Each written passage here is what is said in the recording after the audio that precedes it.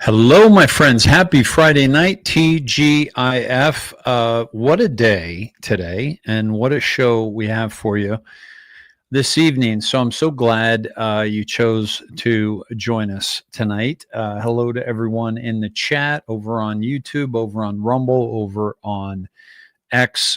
Thank you for being here. I want to get right to breaking news, and then we're going to get into the Trump Mandami meeting a little bit later. But what's really interesting, and this is, I think, caught everybody off guard, is that Marjorie Taylor Greene resigned today. And excuse me. So I want to play her message for you and bring that up and chat a little bit about that, and then get into the Trump Mandami meeting today. Hi, everyone. I've always represented the common American man and woman as a member of the House of Representatives, which is why I've always been despised in Washington, D.C., and just never fit in. Americans are used by the political industrial complex of both political parties, election cycle after election cycle, in order to elect whichever side can convince Americans to hate the other side more. And the results are always the same. No matter which way the political pendulum swings, Republican or Democrat, nothing ever gets better for the common American man or woman. The debt goes higher, corporate and global interests remain Washington's sweethearts, American jobs continue to be replaced, whether it's by illegal labor or legal labor by visas, or just shipped overseas. Small businesses continue to be swallowed by big corporations. Americans' hard-earned tax dollars always fund foreign wars, foreign aid, and foreign interest, and the spending power of the dollar continues to decline. The average American family can no longer survive on a single breadwinner's income, as both parents have to work in order to simply survive. And today, many in my children's generation feel hopeless for their future and don't think they will ever realize the American dream. And that breaks my heart. I ran for Congress in 2020 and have fought every single day believing that Make America Great Again meant America first. I have one of the most conservative voting records in Congress, defending the First Amendment, Second Amendment, unborn babies, because I believe God creates life at conception, and I love to fight for the little guy. Strong, safe borders, I have fought hard for that. I fought against COVID tyrannical insanity and mandated mass vaccinations, and I've never voted to fund foreign wars with your hard-earned tax dollars. However, with almost 1 year into our majority, the legislature has been mostly sidelined. We endured an 8-week shutdown, wrongly, resulting in the House not working for the entire time, and we are entering campaign season, which means all courage leaves and only safe campaign re-election mode is turned on in the House of Representatives. During the longest shutdown in our nation's history, I raged against my own speaker and my own party for refusing to proactively work diligently to pass the plan to save Americans' health care and protect Americans from outrageous, overpriced, and unaffordable health insurance policies. The House should have been in session working every day to fix this disaster.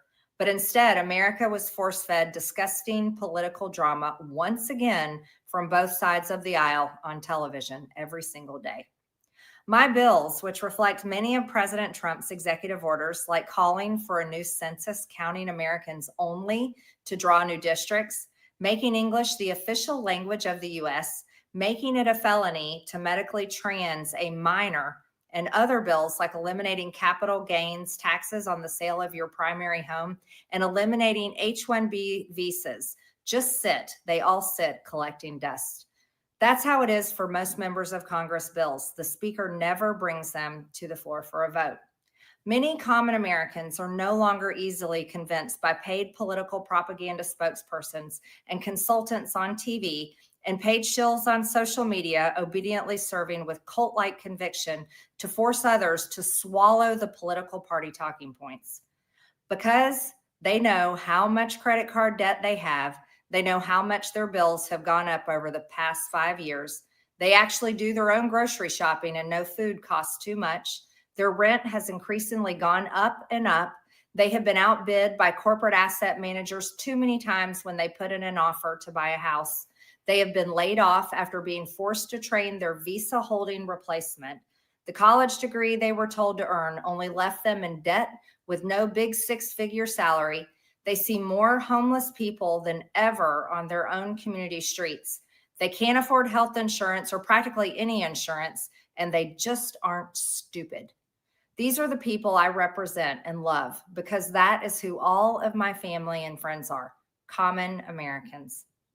I've been blessed to represent the 14th District of Georgia for 5 years. The district is filled with some of the most wonderful, kind-hearted, God-fearing, patriotic, hardworking people you will ever meet. Good, regular, common Americans. I've worked hard to bring taxpayer dollars back home to help district needs. I impeached Biden's Secretary of Homeland after watching my constituents die as he facilitated dangerous open border invasion into America. And I led the effort to defund hard left politically biased NPR and PBS and the corrupt USAID, and I did that as chair of the DOJ subcommittee. I have fought harder than almost any other elected Republican to elect Donald Trump and Republicans to power. I traveled the country for years. I spent millions of my own money. I missed precious time with my family that I can never get back. And I showed up in places like outside the New York courthouse in Collect Pond Park against a raging leftist mob as Trump faced Democrat lawfare. Meanwhile, most of the establishment Republicans who secretly hate him and who stabbed him in the back and never defended him against anything have all been welcomed in right after the election. And I will never forget the day I had to leave my mother's side as my father had brain surgery to remove cancerous tumors in order to fly to Washington, D.C. to defend President Trump and vote no against the Democrats' second impeachment in 2021. My poor father and my poor mother, it was way too much for all of us. Through it all, I never changed or went back on my campaign promises and only disagreed in a few areas, like my stance against H-1Bs replacing American jobs, AI state moratoriums, debt for life 50-year mortgage scams, standing strongly against all involvement in foreign wars, and demanding the release of the Epstein files. Other than that, my voting record has been solidly with my party and the president. Loyalty should be a two-way street, and we should be able to vote our conscience and represent our district's interests because our job title is literally representative. America first should mean America first and only Americans first, with no other foreign country ever being attached to America first in our halls of government. Standing up for American women who were raped at 14 years old, trafficked and used by rich, powerful men should not result in me being called a traitor and threatened by the President of the United States, whom I fought for.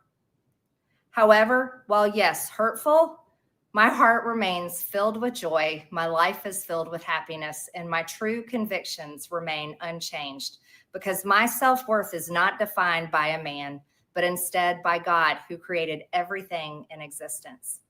You see, I have never valued power, titles, or attention in spite of all the wrong assumptions about me.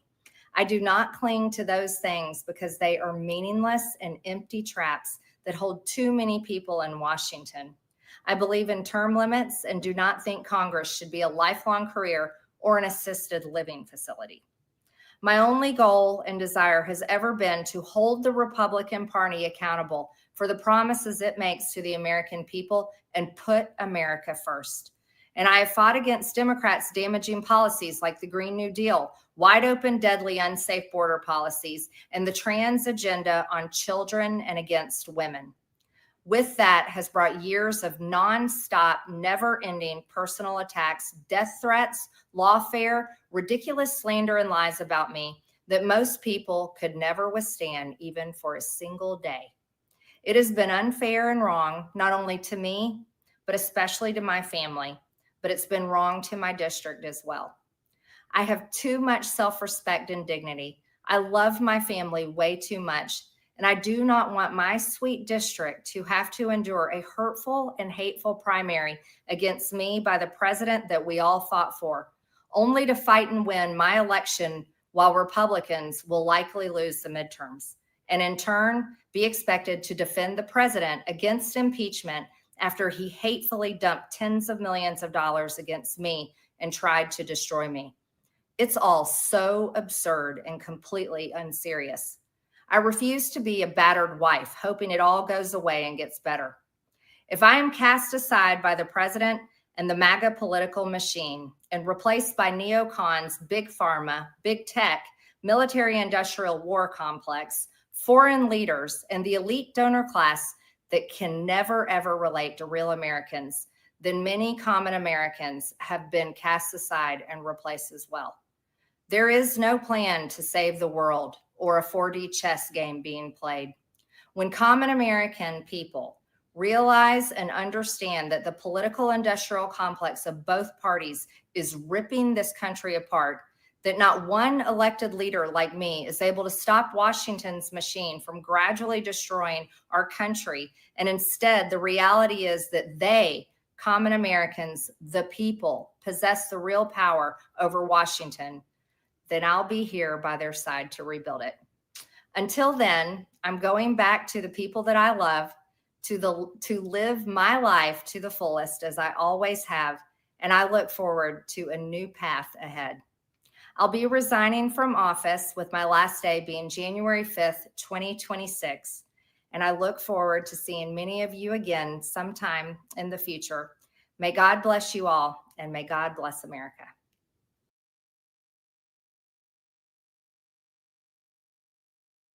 Interesting. Very, very interesting. A couple things to know about Marjorie Taylor Greene is that she announced her resignation 2 days after, or January 5th, I believe, is 2 days after she is vetted for lifelong, what do you call it? Retirement from Congress. So she will be getting paid. I can't remember if it's, I think it's something like 70% of their salary she'll get paid.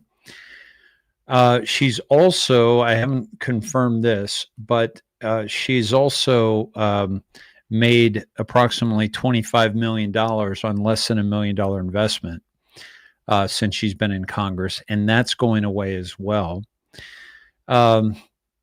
So let's get into this a little bit. Welcome, everyone. Thanks for joining us on this Friday evening. That's breaking news. Just literally happened about an hour ago that she resigned.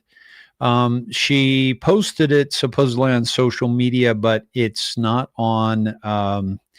She didn't post it on X, and she didn't post it on Truth Social. So that I'm just seeing other people's posts from her. So what do you guys think about that? I saw some of your comments, and I thought I don't think she said anything that was inaccurate there. I don't, it seems odd that she said she spent millions of her own money going around the country, but she's also very successful financially. But here's the thing that, and she also, she took a jab at Q and the Anons there. I don't know if you caught that, but she said, no one's coming to save you and no one's playing 4D chess. That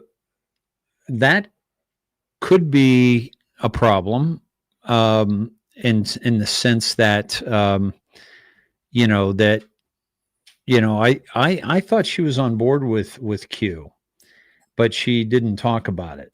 But at any rate, Peggy Sue says, I don't know what to say anymore. Teresa says, I think she's compromised. Yeah, she compromised herself, and now she blames Trump. Yeah, she helped him get elected, but he would have gotten elected without her, without question. But interesting to see some of your comments. There are no wrong comments. She turned against MAGA when McCarthy was voted out. Yeah, I wouldn't worry about that, about the 4D chess and all that. I could see where you would, kind of be concerned about that. Let's see. Yeah, she was heavily invested in the stock market and did quite well. I didn't hear how many of those were Pelosi investments, but anybody, excuse me. Cheers, everybody. Happy Friday night.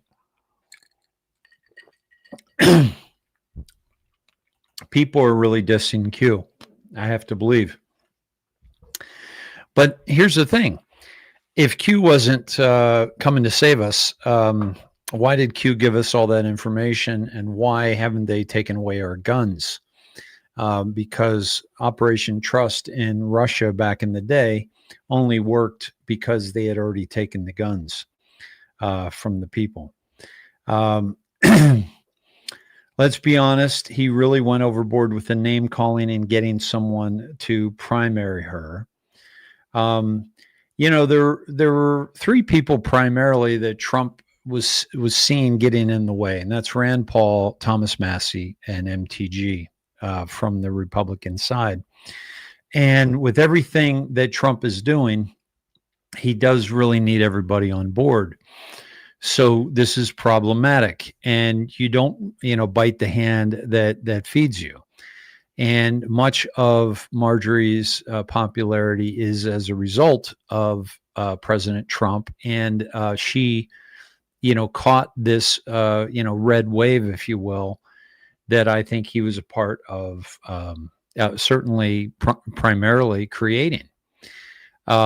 So does she get elected without MAGA? And I don't think she does. And so I think she saw some MAGA that were having problems with her. And when you have people that are, turning on you, certainly from the Democrat Party, excuse me, and also from your own party, that can be, pretty hard. That can be somewhat devastating.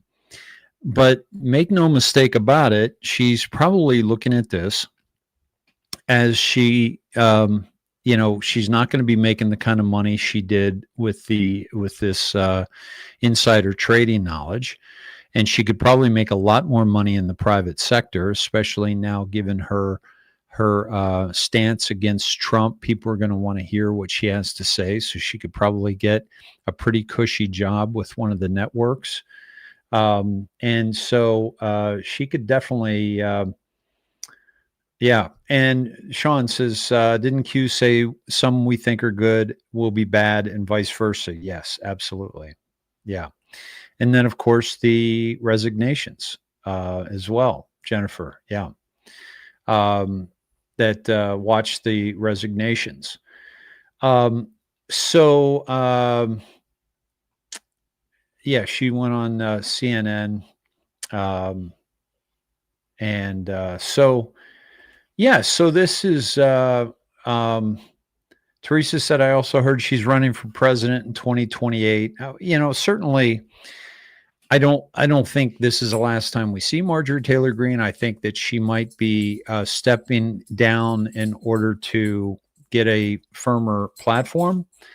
Or is she compromised in some way that she would go down? Maybe The View offered her a better deal. J. Hale Bear. That's funny. Could be. I mean, think about it. I mean, that's an easy job. You just go on and talk and and never get challenged, really. Yeah, MTG is sowing disinformation, so it will confuse any of the black hats who are still left. Yeah. Um, so, yeah, she owns a multi-million-dollar construction company. Yeah. So this is, this is something that was, not expected, right? I thought she had tougher skin than that. And I also thought that maybe we'd see her come back around, kind of like we saw with Elon Musk. And when you think about it, the people that supported Trump, they kind of, even if they push back at first, they come back around. And it's clear to see that President Trump is doing some amazing things, and the things that MTG was challenging him on are valid. The H-1B visas, the Epstein files, but the reason why I wasn't, it's almost like with the Epstein situation, she was making Trump look bad for trying to keep those away from the public eye. Meanwhile, I knew that he was playing the Democrats and the media all along. And I want to take you back to many years ago. I said that when the WikiLeaks released, and I think this was before I started broadcasting, and I think I did it on Facebook, and I said the Hillary Clinton emails and the DNC emails are going to be the downfall of the Clinton dynasty. A couple weeks go by, and I said, you know what? I was wrong. I thought people would actually read them. Nobody read those emails. I did. I researched them. CNN, Chris Cuomo, said it's illegal to look at those emails because of the Russians, took the they were telling the Russian story about how the Russians hacked those emails, so it's illegal for you to look at them. So you got to listen to CNN and see what they have to say about them. And obviously, CNN never said anything about the Clinton emails that was anything of value.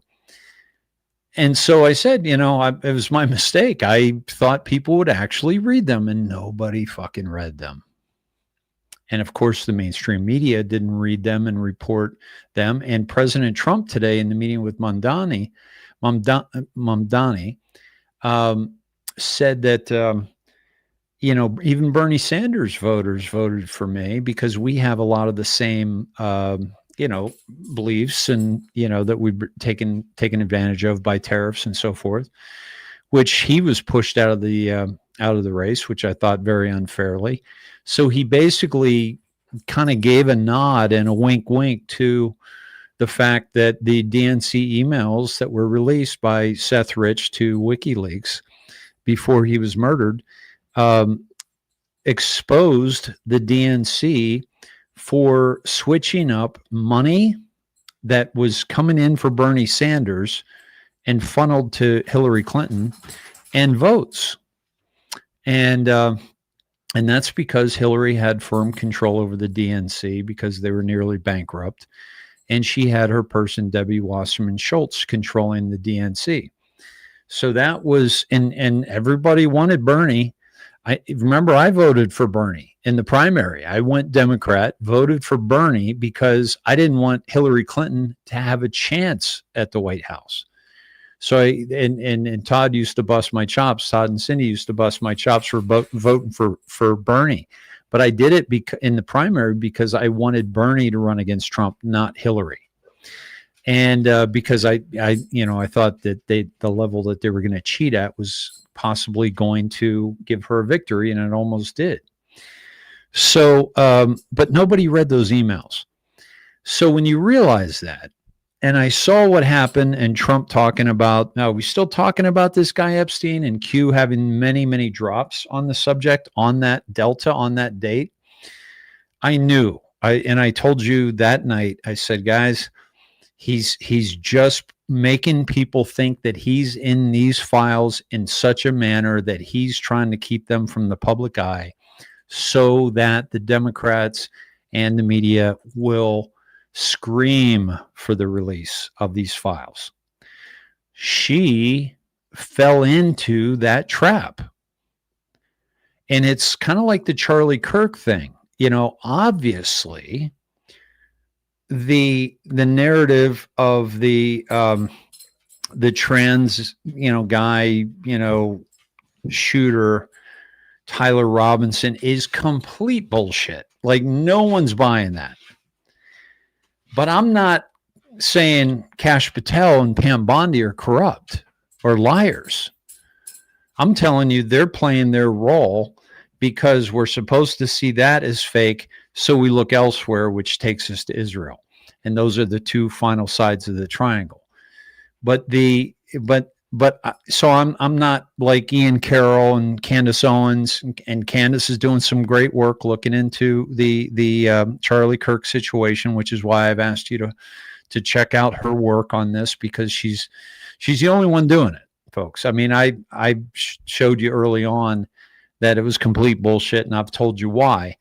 But Ian Carroll, her, what's his name, Ryan Matta, they're all calling like Bondi, a traitor and all this, but they're not Q, so they don't understand how President Trump is playing 4D chess. There's no question that he's playing 4D chess. So what she said there was absolutely inaccurate, because other people are playing checkers, some are playing chess. Trump is playing 4D chess. And that's not arguable, because he's crushing everybody he goes up against.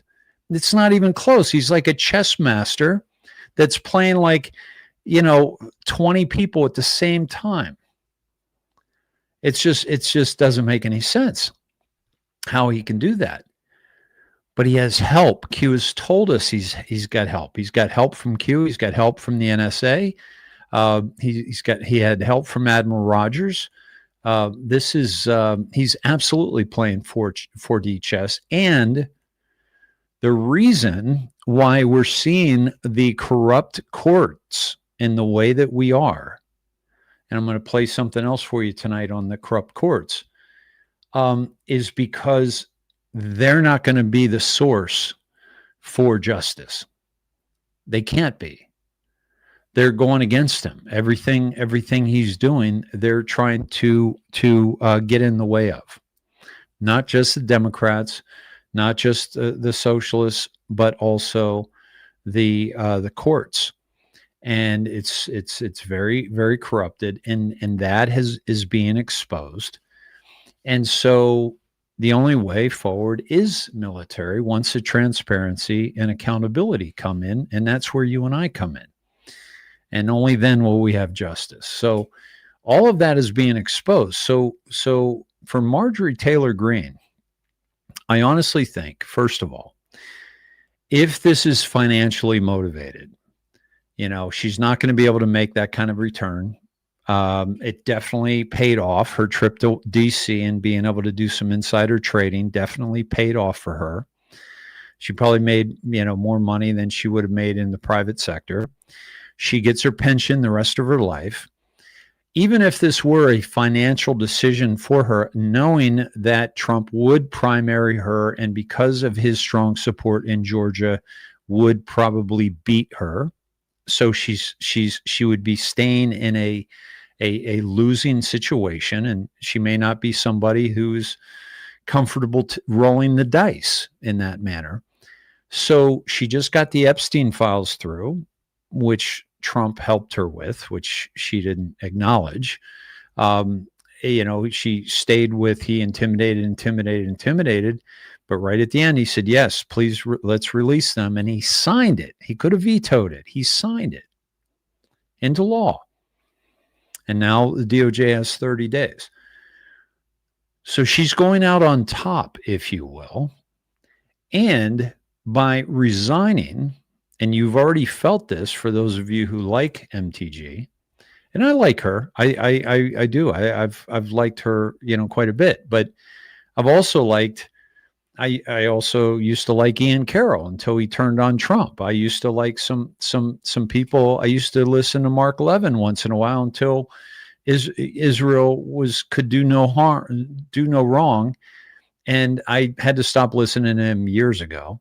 But so these are people that you go along. Now, also controlled opposition is set up in such a way that you follow these people and you follow them along with Trump, and then they turn on Trump at the very end, and they take a lot of people with them. And many of you might have felt that in your heart tug, like, oh, I liked her and she's resigning and making Trump out to be a big bully. That's the story. That's the speech, which was well written, well read, but that's the story. She's good, Trump's bad. That's the bottom line. Does that help us? Does that help MAGA? Is she solid MAGA? No. Does Trump call people names? He just met today with a guy he called a communist, and that guy called him a fascist.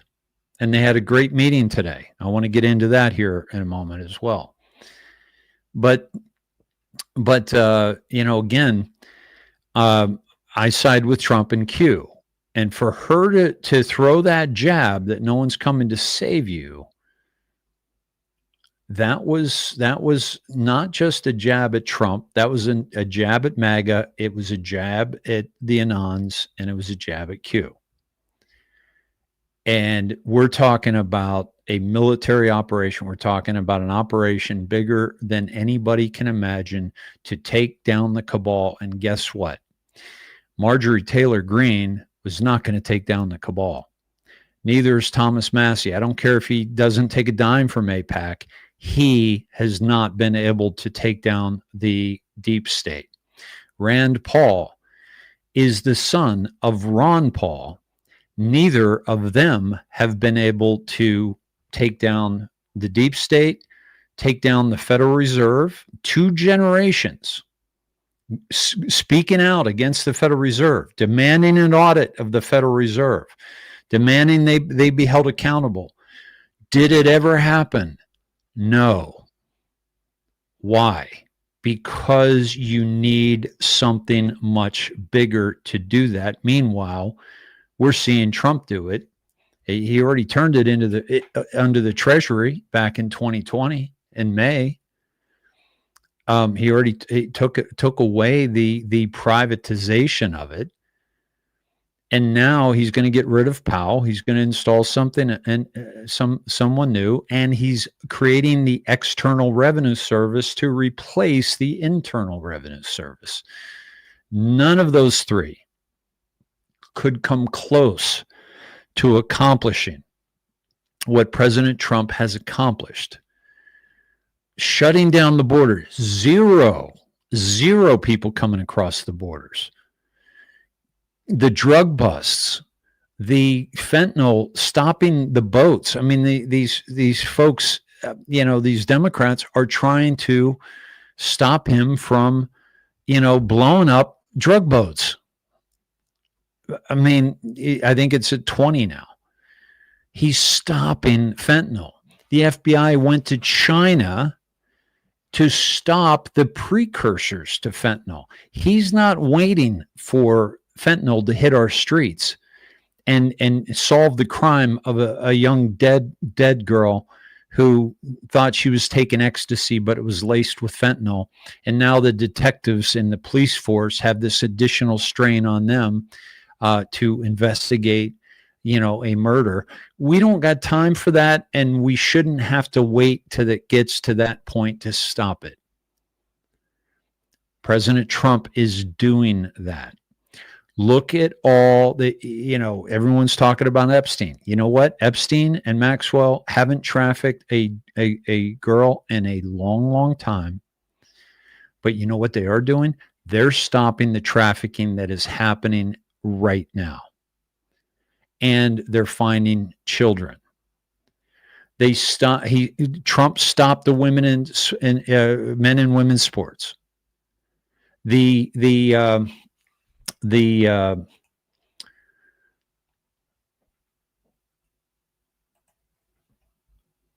sex change operations of children. Trump stopped that. Do you think Rand Paul, Thomas Massie, or Marjorie Taylor Greene could have done any of that?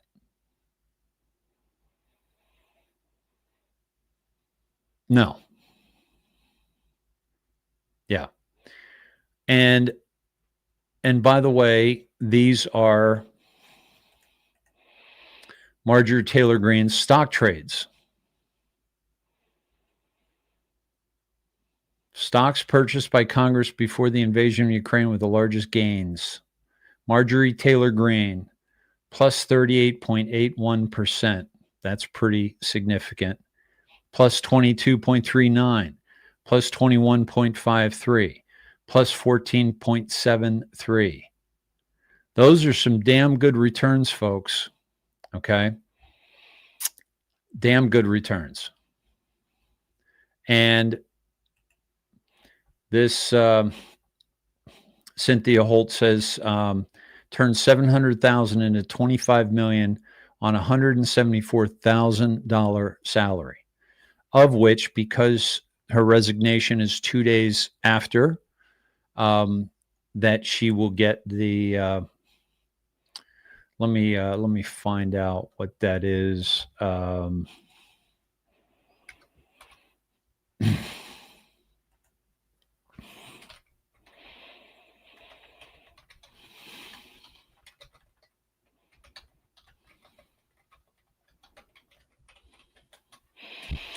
The pension for House representatives. The base salary for most House members is $174,000 annually. The leadership role, speaker, earn more. Pensions can reach up to 80% of this final salary for long-serving members, equating to about $139,000 per year for a standard member with 30 plus years of service. All pensions are adjusted annually. I don't know how old she is, but age 60, age 62 with 5 years of service counts. Okay. Yeah, I got a lot of math to do here.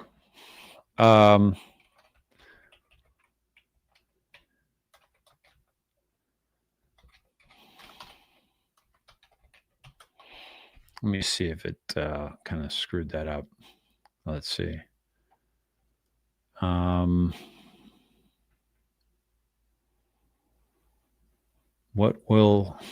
me see. I got to put it together here.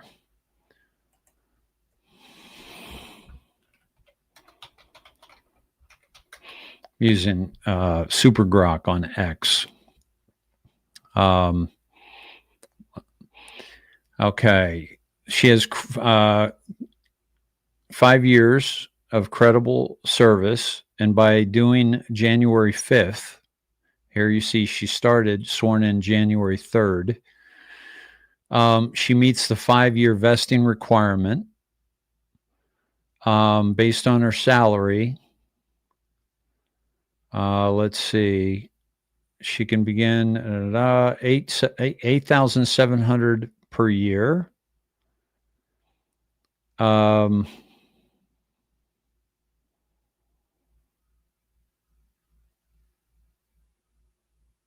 Okay. So not a lot. Not that's not a financial decision that she would have made, unless I'm missing something. But it keeps going up.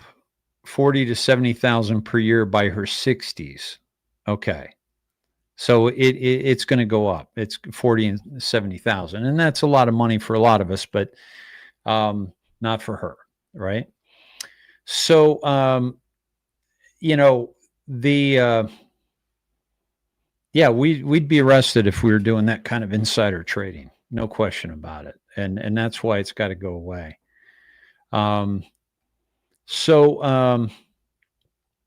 Yeah, so there you go. So this is the thing, it's like, yeah, he called her some names. He called this reporter Miss Piggy, or called her Piggy. Shut up, Piggy. She's a CIA agent. I don't let words define somebody, especially when they're getting in the way of this military operation, and are paid for by the CIA. So we'll see what plays out, but it might even be to see who's loyal. We're going to find out who's still MAGA after all this, and who's still behind Trump, because this is much bigger than Republican versus Democrat, and we can't allow ourselves to fall into the trap of thinking this is the same old, same old. It's not. Things are very different. The things that are happening are next level, and taking down a worldwide cabal. This isn't even just in the United States, right? So this is, thank you, Roy. I appreciate that. Mandani was installed by Trump. Well, let's take a little look at some of that. I want to play a little bit of that for you. How many of you have seen this presser between Trump and Mandani? I'd like to see a show of hands, or a show of hands who wants to see it, because I watched it already. But yeah, I'm behind Trump and Q from the beginning. I made this decision. Paul, well said. Yeah, that's interesting. That's interesting. It's yeah, it was really good. It was really good. Okay. Listen, the cabal's been around a long time, and God hasn't hasn't removed them. We need man to step up. We need good men to step up and do this. So this whole only God can remove, no. God may have, certainly created everything there is, and so is using man to get this done. But God alone, it's been going on a long fucking time, and God's been here the whole time. You know who hasn't been? Q and Trump. They haven't been here the whole time. They haven't been here through the Crusades and through the Inquisition and through all the world wars and all the territorial wars and the fall of the Roman Empire, et cetera, et cetera. So, but we are God. God is in us. So it takes that godliness, I believe, to overcome the evil. So that's where I do agree with you all on that. So let's see. Oh, well, here's another thing, Linda. I don't know what happens when we lose the House in 2026. I don't think that's going to happen because you ain't seen nothing yet. What's going to, and this is what people are saying. Oh, he really, Trump, with Mandami, he had an enemy. Now they're friends and we're going to lose the House. I don't buy that for a second. We're also going to be getting dividends before that ever happens. Yeah. Let's see. Let's do, piece. She's dating Brian Glenn, a former RSBN journalist. I heard she had an affair with a married man. Interesting. Okay. You're talking about Marjorie, I'm guessing. Yeah. Okay. Well, let's take a look at this. Let's enjoy this together. Here we go. We've just had a great meeting, a really good, very productive meeting. We have one thing in common. We want this city of ours that we love to do very well. And I wanted to congratulate the mayor. He really ran an incredible race against, a lot of smart people, starting with the early primaries against some very tough people, very smart people.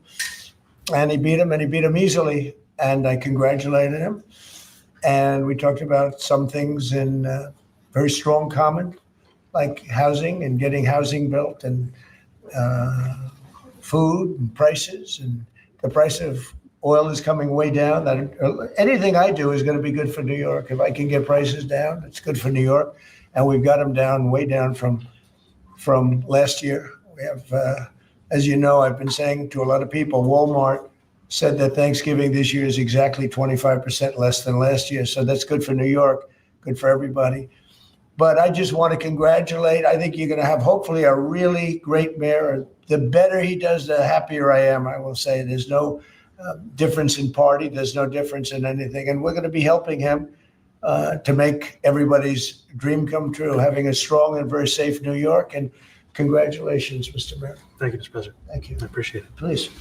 I appreciated the meeting with the president. And as he said, it was a productive meeting focused on a place of shared admiration and love, which is New York City, and the need to deliver affordability to New Yorkers, the 8.5 million people who call our city their home, who are struggling to afford life in the most expensive city in the United States of America. We spoke about rent, we spoke about groceries, we spoke about utilities, we spoke about the different ways in which people are being pushed out. And I appreciated the time with the president. I appreciated the conversation. I look forward to working together to deliver that affordability for New Yorkers. Thank you very much. Any questions, please? President Trump, Stephen Nelson from the New York Post. I've got a question for you and then also one for the mayor-elect. Sure. For you, you've referred to Mr. Mandami as a communist. Could you describe why you feel that way? And also, will you do anything to stop him from arresting Prime Minister Netanyahu if he visits New York? Well, we didn't discuss your second part of the question. And on your first part, I mean, he's got views that are a little out there, but who knows? I mean, we're going to see what works, or he's going to change also. We all change. I changed a lot from when I first came to office. It's now quite a while ago. It's quite a while. My first term was great. We had the greatest economy in the history of our country. We're doing even better now. We're doing much better now than we did even the first term. And I can tell you some of my views have changed. And we had discussions on some things. I'm not going to discuss what they were, but that I feel very confident that he can do a very good job. I think he is going to surprise some conservative people, actually, and some very liberal people. He won't surprise them because they already like him. And for Mr. Mandami, it sounds like you had a productive discussion, but just days ago, you referred to President Trump as a despot who had betrayed the country. You said you'd be his worst nightmare and accused him of having a fascist agenda. Are you planning to retract any of these remarks in order to improve your relationship? I think both President Trump and I, we are very clear about our positions and our views. And what I really appreciate about the president is that the meeting that we had focused not on places of disagreement, which there are many, and also focused on the shared purpose that we have in serving New Yorkers. And frankly, that is something that could transform the lives of the 8.5 million people who are currently struggling under a cost of living crisis, with 1 in 4 living in poverty. And the meeting came back again and again to what it could look like to lift those New Yorkers out of struggle and start to deliver them a city that they could do more than just struggle to afford it, but actually start to live in it. And I've been called much worse than a despot, so it's not that insulting. Maybe I think he'll change his mind after we get to working together. Yes, please. Mr. President, Anthony Marshak from MTV Lebanon. I would like to ask you a question about the Middle East regarding, you did said that Hezbollah in Lebanon is not in a good position. And Lebanon now is the final unresolved after Gaza and Syria. Given your assessment, like, what do you say for the Lebanese today? It's the independent state in Lebanon. And what is your next move to push toward disarmament? The disarmament of Hezbollah. Well, we are pushing for total disarmament of Hamas and frankly everybody else. And we actually have peace in the Middle East. As you know, the King of Saudi Arabia just left yesterday. We had some great meetings, and he's made a contribution toward the United States of more than $1 trillion. We have now over $20 trillion coming in. No country has ever had anything like that, not even close. If you go to 2 trillion or 1 trillion, it's a lot. We have 20 or $21 trillion. I think that Hezbollah has been a problem in Lebanon, big problem. We're working with Lebanon. We're working with everybody in the Middle East. That's another thing I think we have in common. We want to see peace in the Middle East. And we actually have now, for the first time, peace in the Middle East after 3,000 years. And now we're going to refine it. And I think you're going to see some very positive things happen. There is a potential to invite the Lebanese president to Oh, meet sure. you to the White House. I would do that, absolutely. And if the mayor would like to be here for that meeting, because I know he feels very strongly. I think you feel very, very strongly about peace in the Middle East. We desperately want it. And that's something that I shared with the president, that when I spoke to New Yorkers who had voted for the president last November on Hillside Avenue and Fordham Road, I asked them why. I heard again and again two major reasons. One was that they wanted an end to forever wars. They wanted an end to the taxpayer dollars we had funding violations of human rights, and they wanted to address the cost of living crisis. And I appreciated the chance to discuss both of those things. You said a lot of my voters actually voted for him, and I'm okay with that. I'll do that. I'll sign it. Give it to me. I'll sign it. And that's pretty good. Mr. President, you've threatened to send federal troops to New York City. You both have differences when it comes to ICE agents in New York City. Mr. Mandami, you've called ICE a rogue government entity. I wonder how you reconcile your differences on both of those issues. Well, I think we're going to work them out. And I think that if we have known murderers and known drug dealers and some very bad people, we want to get them out. And the mayor wants to have peace. We discussed this at great length, actually, maybe more than anything else. He wants to have a safe New York. Ultimately, a safe New York is going to be a great New York. If it's not safe, no matter how well we do with pricing and with anything else, we can talk about anything you want. If you don't have safe streets, it's not going to be a success. So we're going to work together. We're going to make sure that if there are horrible people there, we want to get them out. I think he wants to get them out maybe more than I do. So we'll work together. We discussed it at great length. Yes, please.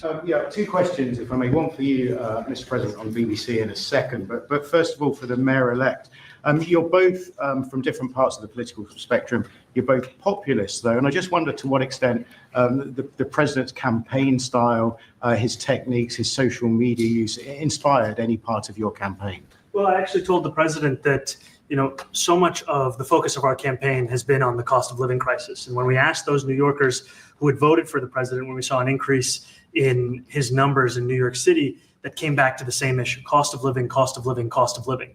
And they spoke about the cost of groceries, the cost of rent, the cost of Con Ed, the cost of childcare. And too often politicians are looking to lecture to New Yorkers what they should care about as opposed to listen.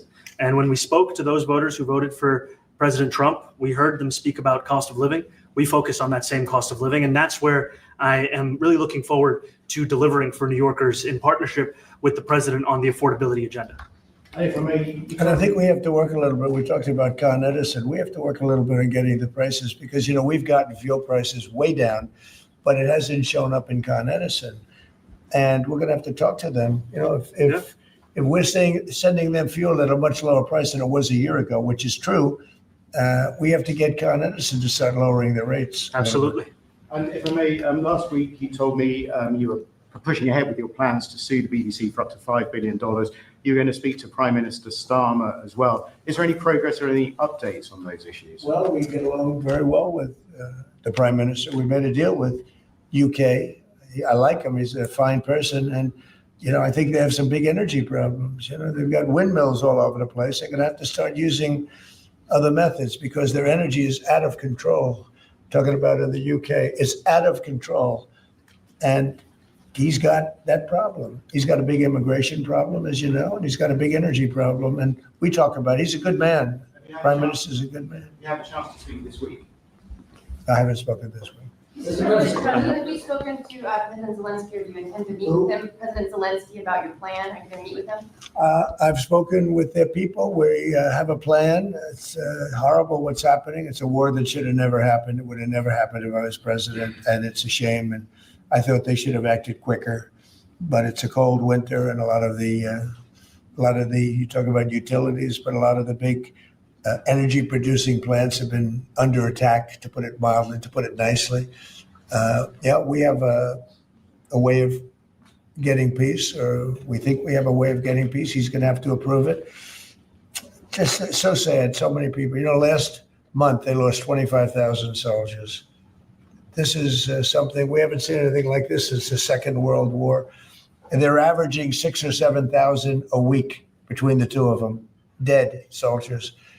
And it goes on. And I think they're getting reasonably close, but I don't want to predict. I would have said that would have been one of my early ones. I did 8 peace deals of countries, including in India, Pakistan.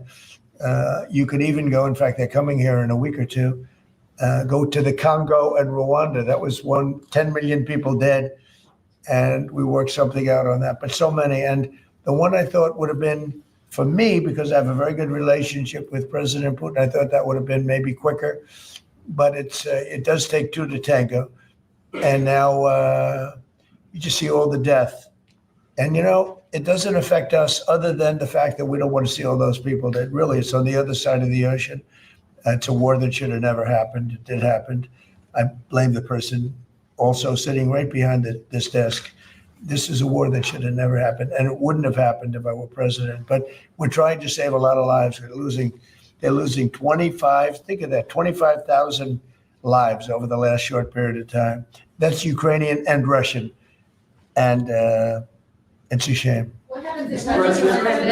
I want to ask the mayor-elect about a House resolution just passed overwhelmingly to condemn socialism, including with 86 Democrats, all of House Dem leadership, and the minority leader, Hakeem Jeffries, despite his endorsement of you. What's your reaction to that?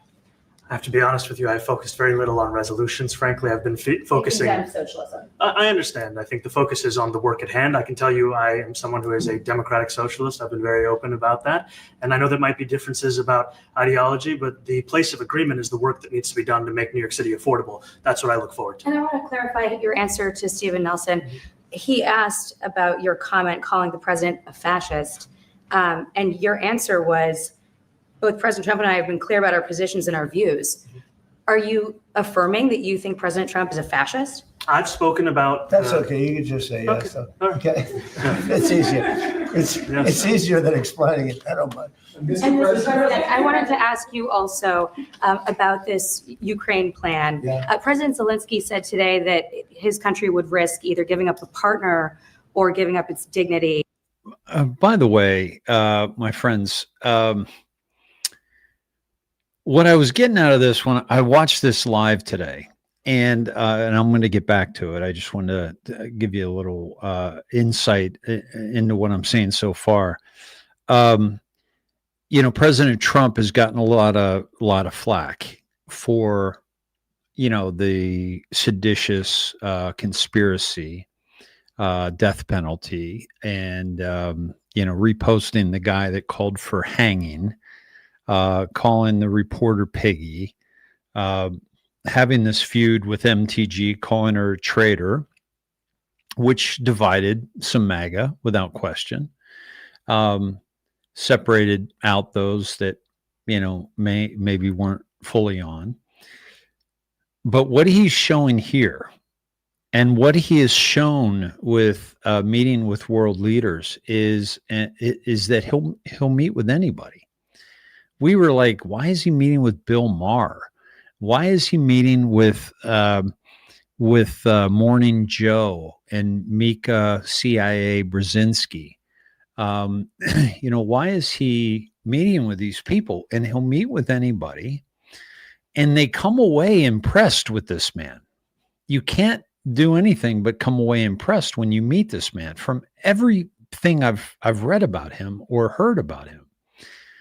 And what he's doing with Mandami is he's creating an ally, and he also gets into the press a little bit and talks about how, given what the press reports, it's divided them. Now, I want to get into it on a deeper level when it's done, but I just wanted to just point out that he doesn't have a problem with when someone calls him a fascist or a despot. He's thick-skinned. He's, listen, when I was doing business in New York, one of the things, people would say to me, because I was an entrepreneur and I was successful in New York when I was there, was that if you can make it in New York, you can make it anywhere. because it's very difficult to do business in New York. And then I went back to New York when I made my romantic comedy. And that wasn't easy either. But if you can make it in New York, you can make it anywhere. If you can make it in New York in construction, that's like one of the hardest things ever. And Trump did it. He, remade the New York City skyline. He was extremely successful entrepreneur and builder. That's not an easy business in New York City. So he is a man with thick skin. So he focused, from the sounds of this gathering, on the things that they agree on rather than the things that they disagree on. He found common ground. And if there's one thing that this shows me, is that he is able to work with a Democrat socialist like Mandami. What is it? Yeah, I keep getting that mixed up, but better than he can with the Democrats in Congress, because they're completely exposed to corruption, and he knows it, and they're doing everything they can to tank his efforts, because if he's successful, they are gone. All right, back to this. There's been criticism that this deal proposal, He doesn't like it? it's unclear. He was sort of tenuous about He'll it. have to like it. And if he doesn't like it, then, they should just keep fighting, I guess, The suggestion that he made, though, was that if he doesn't accept it, that the U.S. would pull back its support for Ukraine. Is that Well, at some accurate? point, he's going to have to accept something. He hasn't accepted. You remember right in the Oval Office not so long ago, I said, you don't have the cards. Don't forget, I inherited this war. This war never would have happened. I inherited this war. And I thought he should have made a deal a year ago, 2 years ago. The ultimate deal would have been if it never started. That would have been the good deal. That could have been done too if you had the right president, but you didn't have the right president. Mr. President, the cost of living is something that you and Mr. Mandami seem to agree on. Democrats have run New York City for a long time, Mr. Mandani. Do you see Democrat policy specifically as being a problem? And I'd like that be a question that both of you could answer in New York City. Look, I think that there are many things in our city where we have to own the responsibility of it, things that existed long before the president was the president. And those are also part of the message of our campaign, was to take on a broken politics of the past. And I ran against a number of candidates who represented different versions of that past. And what we found time and again is that working people were left behind in the politics of our city. And what we're looking to do is put those people right back at the heart of our politics, so that we don't have a situation where we're in the wealthiest city in the history of the world, and yet 1 in 5 can't even afford $2.90 for a Metro card. Mr. Mandami. We had some interesting conversation, and some of his ideas really are the same ideas that I have. But a big thing on cost, the new word is affordability. Another word is just groceries. It's sort of an old-fashioned word, but it's very accurate. And they're coming down high. They were, we had, both of us, we had the highest inflation in the history of our country the last 4 years under the Biden administration. And we've got inflation down now to a normal number. It's going to go even a little bit lower than that. Katie, do you have something? Mr. President, thank you so much. Mr. Mandani often talks about New York City being covered by international law, that they will follow international law. Doesn't often talk about the U.S. Constitution. What is your response to that? Well, I don't know what you're referring to in terms of it can be covered by international law, local law. It's covered by a lot of laws, but it's covered by U.S. law. Are you referring to anything in particular? He just says that they're a city that endorses and enforces international law.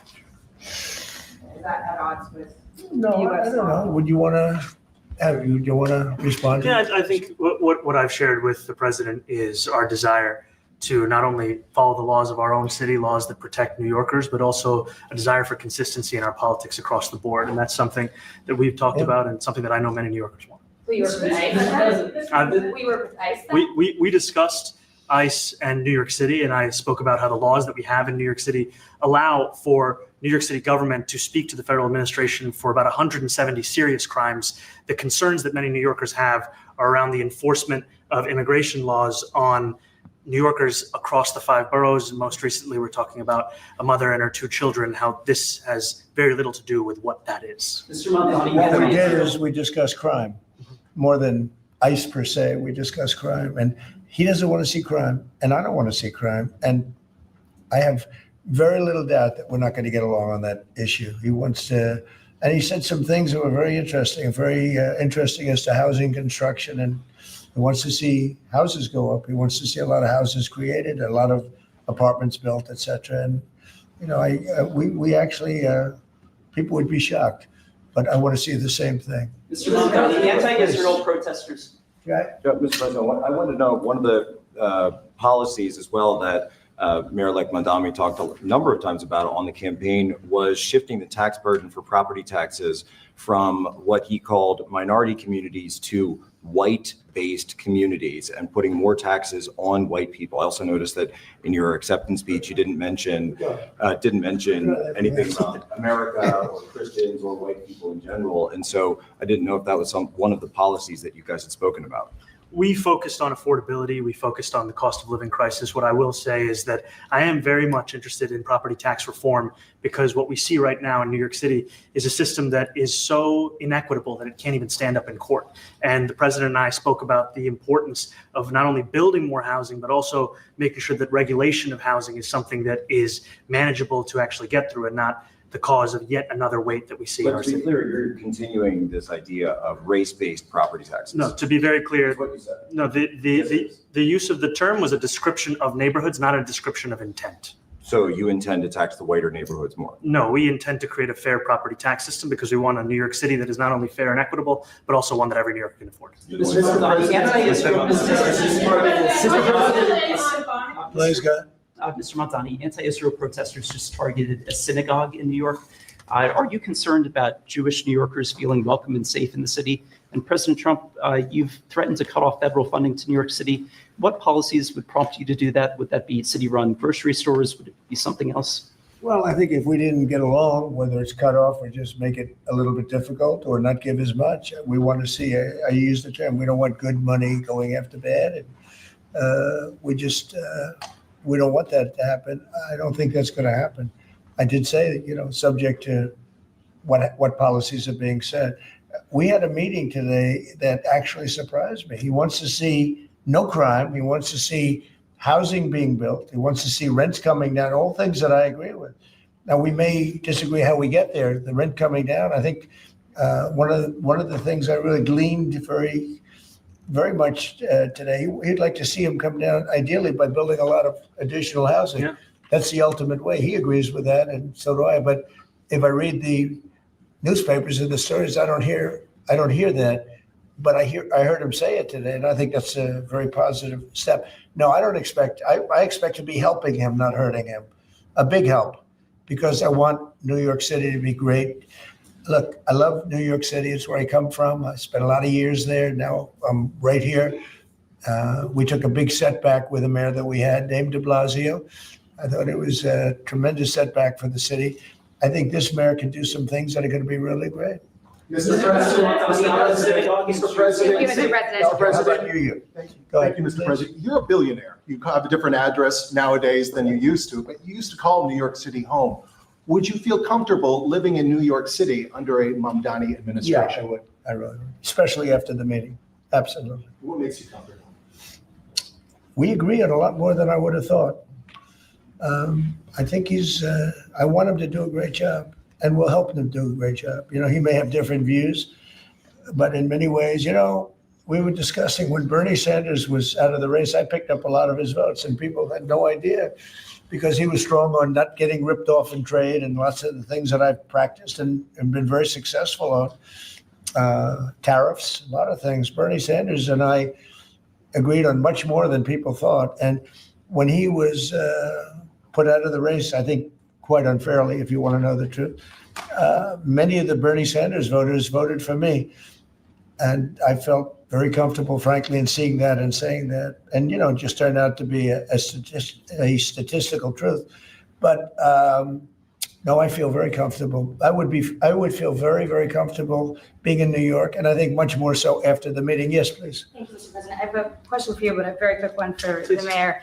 Why did you fly here? Aren't trains greener?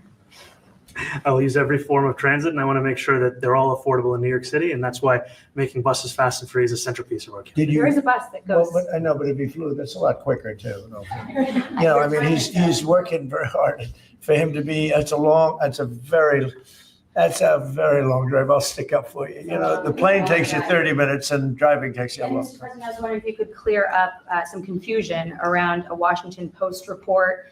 There was this explosive report that the Coast Guard is no longer going to characterize swastikas and nooses as hate symbols. DHS called that a lie and fake news. Can you clear up? I don't know anything about it. When was this written? I think yesterday. Well, look, the Coast Guard's an incredible group of people. I know them very well. We just ordered a lot of new Coast Guard cutters, beautiful, the most magnificent ship. They look like yachts with lots of guns on them. So I don't know. I haven't seen any report like that, but certainly we want them to remain a great force, and they are. Mr. President, I'm a peacemaker, and you did the peace in all the 9 months around the world. I would like to ask Mr. Mamdani, you've accused the U.S. government of committing genocide in Gaza while President Trump was working on peace. Why that? I've spoken about the Israeli government committing genocide, and I've spoken about our government funding it. And I shared with the president in our meeting about the concern that many New Yorkers have of wanting their tax dollars to go towards the benefit of New Yorkers and their ability to afford basic dignity. And what we see right now is we're in the 9th consecutive year of more than 100,000 school children being homeless in our city. And there's a desperate need not only for the following of human rights, but also the following through on the promises we've made New Yorkers. And I appreciated the meeting we had and the work that we can do. Do you agree that President Trump did do a peace and he worked hard to make the peace because he worked hard to do the peace in the Middle East and everywhere? What do you agree with that? I appreciate all efforts towards peace, and I shared with President Trump that when I spoke to Trump voters on Hillside Avenue, including one of whom was a pharmacist that spoke about how President Trump's father actually went to that pharmacy not too far from Jamaica Estates, that people were tired of seeing our tax dollars fund endless wars. And I also believe that we have to follow through on the international human rights. And I know that still today, those are being violated, and that continues to be work that has to be done no matter where we're speaking of. Mr. President, question for Mr. Thank you, Mr. President. Do you view the mayor-elect as the true leader of the Democrat Party? And do you think Leader Schumer's and Leader Jeffries, have to follow his lead? Well, look, I hope they have great leaders. This is a man that right now I think is focused in New York City. I really think he has a chance to do a great job. We're going to help him, but I really think he has a chance to do a great job. But I'll let you answer that. You consider yourself the leader of the Democrats? I think it's more appropriate for him. I consider myself the next mayor of New York City, and I keep my horizons firmly on New York City. And I appreciate the meeting with the president, which focused again on the 5 boroughs and whether New Yorkers could afford to live there. By the way, being the mayor of New York City is a big deal. Absolutely. I always said, one of the things I would love to be someday is the mayor of New York City. Being the mayor of New York, and especially now, because I think you're at really a turning point, one way or the other. It could go great, or it can go in a different direction. And I think you really have a chance to make it great. Mr. President, you say you love New York City. Mr. Mamdani, does New York City love President Trump? New York City loves a future that is affordable. And I can tell you that there were more New Yorkers who voted for President Trump in the most recent presidential election because of that focus on cost of living. And I'm looking forward to working together to deliver on that affordability agenda. I got a lot of votes. One more. Go ahead. 1 or 2 more. Go ahead. I tell you, the press has eaten this thing up. I've had a lot of meetings with the heads of major countries. Nobody cared. This meeting that you people have gone crazy. Outside you have hundreds of people waiting. This is just a small little group. For some reason, the press has found this to be a very interesting meeting. The biggest people in the world, they come over from countries nobody cares, but they did care about this meeting, and it was a great meeting. Go ahead. Yeah, Mr. President, I was going to ask you exactly that. Why do you think there's so much more, so much excitement around this than even some foreign leaders? Because I think he's different. All right. I think he's different, and that can be in a very positive way, but I think he's different than, your typical guy runs, wins, becomes mayor maybe, and nothing exciting, because he has a chance to really do something great for New York. New York is at a very critical point, and he does need the help of the federal government to really succeed, and we're going to be helping him. But he's different than, your average candidate. He came out of nowhere. I said, he has a great campaign manager standing over there. He came out of nowhere. What'd you start off at 1 or 2? And then I watched. I said, who is this guy? He was at 1, then he was at 3, then he was at 5, then he was at 9. Then he went up to 17. I said, that's getting a little bit interesting, right? And then all of a sudden he wins a primary that nobody expected he was going to.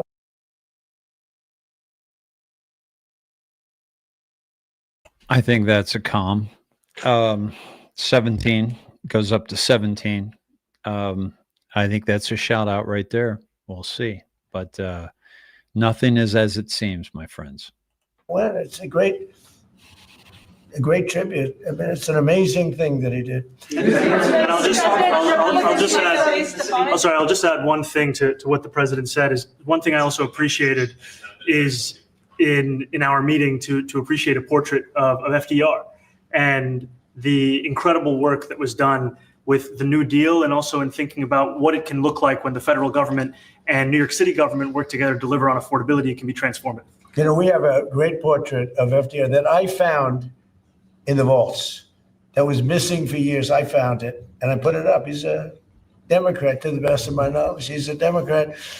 And when the mayor saw that portrait, he said, "Sir, do you mind if I have a picture taken by that portrait?" It's an amazing portrait. I hope the picture comes out good. But it's an amazing portrait in the cabinet room.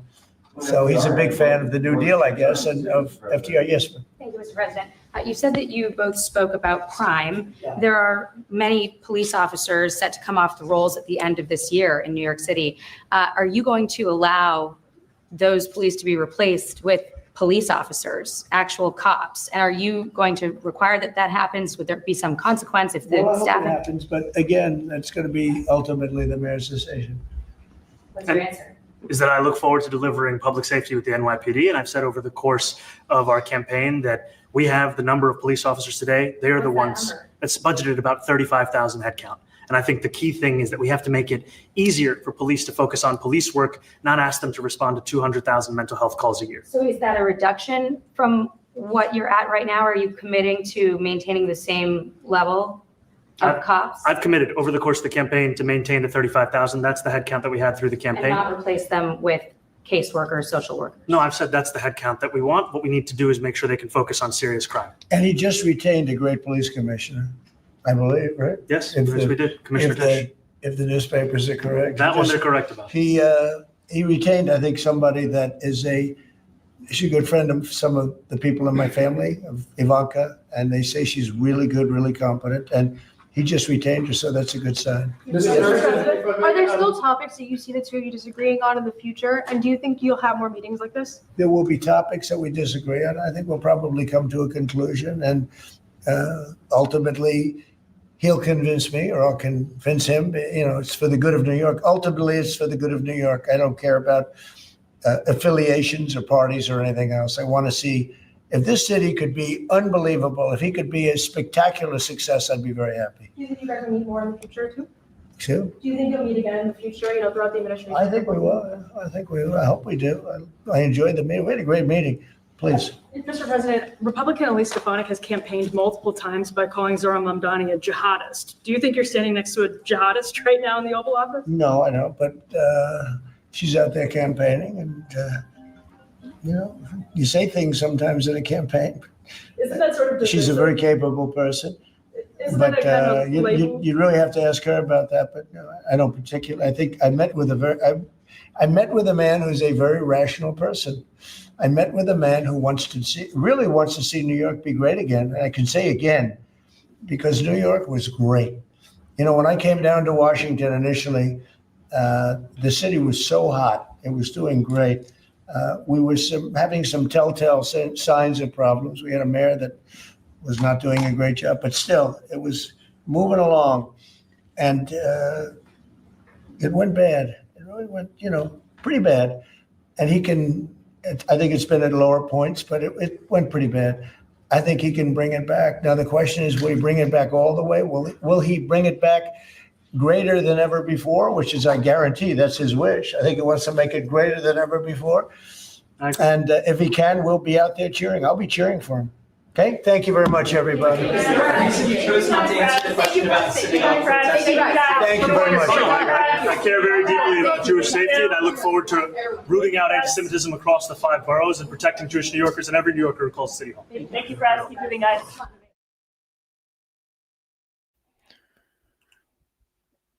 Hello, my friends.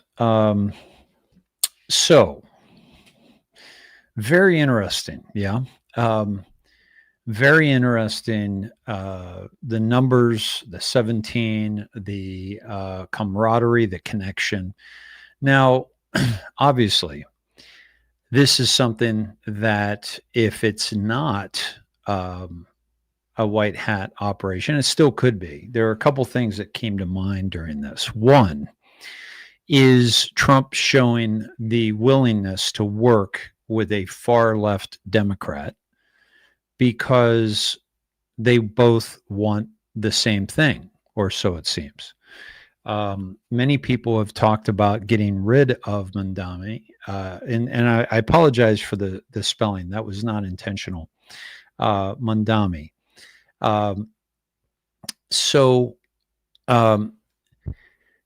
Here this guy is a Democrat socialist, flat out calling himself a socialist. And we know throughout history that socialism is really, really bad. So is President Trump showing kind of a connection to, how you can be, because without question, what we saw there, and Trump sitting the whole time is a power move. Like there's only one person that should be sitting behind the desk. And given the amount of time he gives the press, I wouldn't want to be standing the whole time either. And but I believe that's a power move right there. But he is in his home. He's in his office. He's in the Oval Office. So a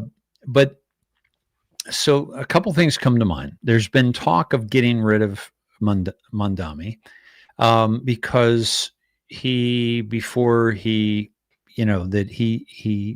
maybe didn't put down that he was a socialist, involved with socialist activities when he became naturalized. And so they were talking about, deporting him. I don't know the legality if they've got a legal leg to stand on there, but it won't come from Trump if that's the case, is my guess, is that it's part of Trump, separating himself from such actions. He's showing the people of New York that he wants he's not going to penalize New Yorkers because this man has got such a different outlook. But if this isn't a white hat operation, that could change. And President Trump has already said, Mandami's going to be the greatest thing for Republicans there are, because we know, and President Trump already knows that, yeah, he's got a hard on for FDR, but FDR, created a lot of the systems that have taken away all the motivation for, getting a job, raising a family, and so forth. And so a lot of those policies of the New Deal are not good. And FDR was bringing socialism in, and what we know about FDR as well is that this was a family of the cabal, of the control mechanism that we're fighting right now. So very interesting meeting, but I think that there's a lot of, there's a lot of connection there. If I'm Mandami, I would use President Trump as an asset, as an ally. I would seek his opinions on things. I would keep that relationship, and yet I would implement some of the things that would lead to the benefit of New Yorkers in general. So this is going to be very interesting to see. But the shout out to 17 to me, when I see things like that, I think about that President Trump is talking to the Anons and the patriots that are Q, and whip and spur. This is how he will bring the country back together. My gosh, the damage Obama has done is beyond comprehension. Exactly. Right. And not all Muslims are like the ones we've seen. I agree. There are some beautiful Muslims that do not want others dead, and do not want full takeover of the world. Just like not all Christians are good. Absolutely. And also drawing attention to what socialism is. And also, again, the bill that passed against socialism was just, let me see, HR 899, let me see, the anti-socialism bill. It's actually Stopping Home Office Work's Unproductive Problems Show Up Act. However, the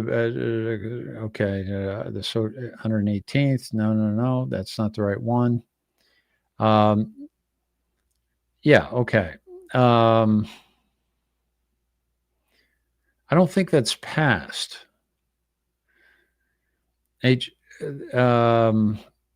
one that is introduced in July of 2024 has not passed either chamber. If you guys have any more on that, please let me know.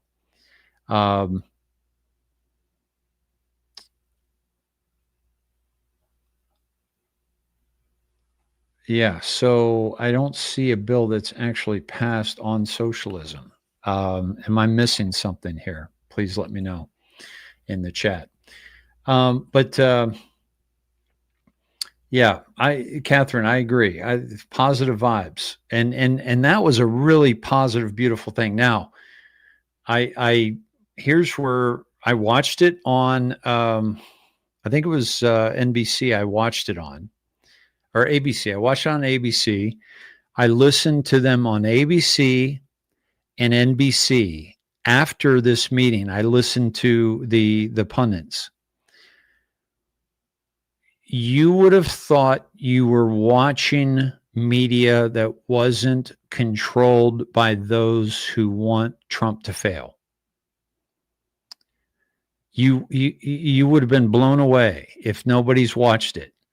They said nice things about President Trump. They praised President Trump. They praised the meeting.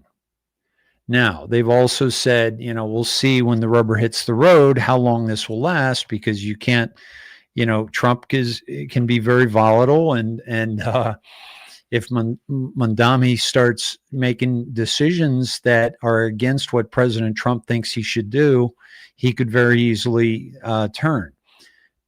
But just the willingness to meet, the willingness to speak so openly, the willingness to, this guy called me a despot. I've been called worse, laughing it off. This guy called me a fascist. It's okay. You can call me a fascist. It's easier than explaining it. I mean, not only was it comedy gold, okay, like true comedy, not like scripted bullshit comedy. It was like off the cuff, really funny stuff that President Trump said in those moments, because there are a lot of moments when President Trump is self-deprecating, and that is endearing. I don't know if I'm going to get to heaven. His dance is the least fluid, least rhythmic dance that you could possibly do. It's like literally a robot could do it. One of these robots that Musk is mass producing. And but isn't that awesome? Like, it was really, really wonderful. Like I was watching it and I'm like, wow, I feel like I'm not watching, Project Mockingbird right now. I'm watching people that are having a genuine visceral reaction like I did watching it, which is two polar opposites. And by the way, the other thing was, if you missed it, Trump called out the media in a very subtle way. He said, "Oh, I've heard this about Mandami. I've heard this about Mandami. I've heard all these things from the press and on social media, and I didn't find that to be true at all. We found a lot of common ground here." And so he kind of put the media and the social media on like, look at how you're dividing us all. Okay. And I thought that was a really, really strong point that he made very subtly, very subtly. But I thought it was really, really brilliant. And the way he handled this, he was a true statesman. He was a host. Mandami requested the meeting, and he graciously accepted the meeting. And they both, seemingly want what's best for New Yorkers. Mandami has to prove himself. Trump has already proven himself that he wants what's best for Americans. America first, make America great again, bring in $20 trillion worth of investment into the United States of America. Never been done before in human history. He did that. You know who didn't do that? Marjorie Taylor Greene, Rand Paul, Thomas Massey. What are they doing to stop? What did they do when they were in Congress to stop, NAFTA? When I know Ron Paul voted against it. I believe he did. The North American Free Trade Act. And then there was, and that decimated what was already a decimated Rust Belt in this country. Trump is bringing back companies, investment, jobs. I mean, it's going to be amazing. And that's the 20 trillion is just the money that companies are investing in the United States, because guess what? Like Mohammed bin Salman said the other day, it's not like it's a gift. This is an investment for them. Like they're looking for return on investment. That's why I said to you, this isn't just $20 trillion. It's coming into the United States. The countries and the people that are putting that kind of investment into the United States, they're looking for, 120 trillion back. Like they're not spending 20 trillion so that they could get that 20 trillion back. That's not a good investment. A good investment is if they turn that into 120 trillion. Okay. Or, even 40, 60 trillion. So we're looking at a long-term play here. So that's an increase in revenue into our country, not just from those investments, but all the people that are be hired and will have additional income to put into the system. And then, of course, you have the tariffs that President Trump has leveled off so that the United States actually benefits from these tariffs, and it's a fair playing field. So he's creating the External Revenue Service so that you and I get dividends, which we should. It's coming from our country. We should get dividends. This is our country. And if we're producing the kind of mass goods, and we're paying for the roadways, and we're paying for the street lights and the infrastructure and the communities and all that, and the school systems to support these companies that are creating products that are going out of the country, we should be making money from that. That's the way it should be done. And nobody has done that like President Trump has done that. And this is why, one of the reasons why it's for the average person, it's a no-brainer, Donald Trump and what he's done for this country. For the Anons, it's like off the charts because we understand that there's a much bigger game at play here. And we, with the investigation with Comey, with Brennan, with Stroke, with Page, seeing the Clintons duck out of their testimonies, not showing up for those. What was it? Just let me take you to something that that Bill Clinton just did. Just said. Let me see if I saved that. Bookmark that for you. And here it is. This is Joe Rambo posted this. Listen to this speech from he speaks at the Harris Waltz. This was a while ago, but let me share it with you. I had forgotten about it. Here we go. And he keeps talking about how he wants to get even and may have to call out the military on our own people. The danger within. I suppose that includes me. And yes, it does. I mean, basically, he's asserted the right to go after anybody that he thinks, in his wisdom, is a threat. Right? You sign the oath says you promise to preserve, protect, and defend the Constitution against all enemies, foreign and domestic. And he said, I think I'll start with domestic. Bring me the army. Now, I used to like President Clinton. I once said only he and Ronald Reagan were the great presidents since World War II. But I've had a change of heart. And I think he needs to go away for a long time. And I'm not going to execute him, although I could, under the Supreme Court's ruling. But I think I'll just send him to the Colorado Supermax for the rest of his life. So I've already got a petition ready. I want him to transfer me to Guantanamo. Because when you're 78, you're a lot more worried about it being too cold than being too hot.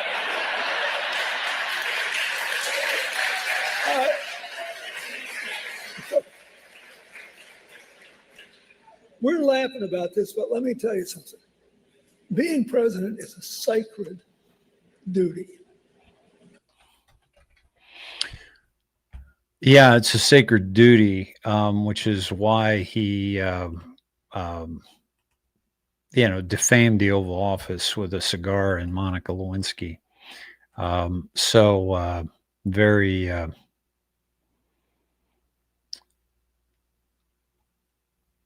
yeah, definitely, questionable. His respect, right? This is what's interesting. An interesting take from the rubber duck here on X. Watch what happens now. Brilliant. If Trump does not advocate for the removal of the this was yesterday. He posted this. Of the communist soon-to-be mayor of New York City, it will be for one reason alone, to lure Bibi Netanyahu to the United Nations in New York City on sovereign ground, where he would be arrested by the ICC and tried publicly in an international court. Plausible deniability, clean and swift. Everybody has a role. That's a very interesting take on this, without question.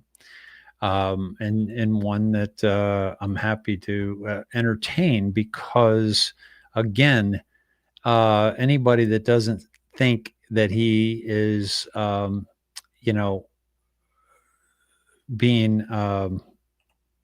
playing 4D chess just doesn't get it. check out the check out this interview with Trump on Brian Kilmeade. Do you worry that someone on the Gerald R. Ford will say, "Hey, I don't want to do this Venezuelan mission. I don't want to sit out in the ocean. I'm out." Do you worry about them saying, "I don't want to go to Chicago and be in the National Guard. I'm out." Do you worry about that? No, I don't worry about anything like that because I'm a leader and they do as I say. But it certainly is not a good situation.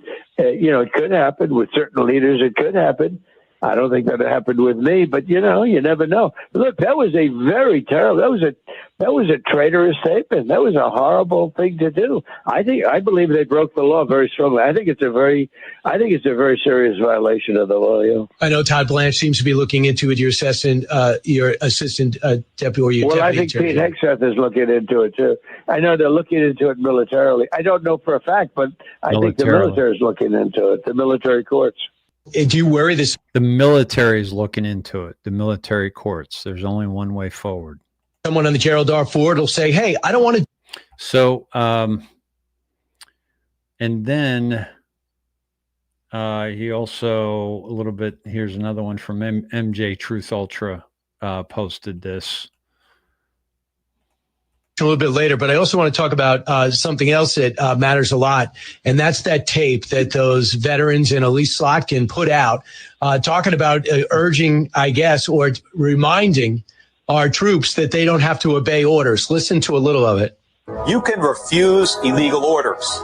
You can refuse illegal orders. You must refuse illegal orders. So you get the spirit of it. Your reaction was pretty direct. This is really bad and dangerous to our country. The words cannot be allowed to stand. Seditious behavior from traitors, and you want to say punishable by death.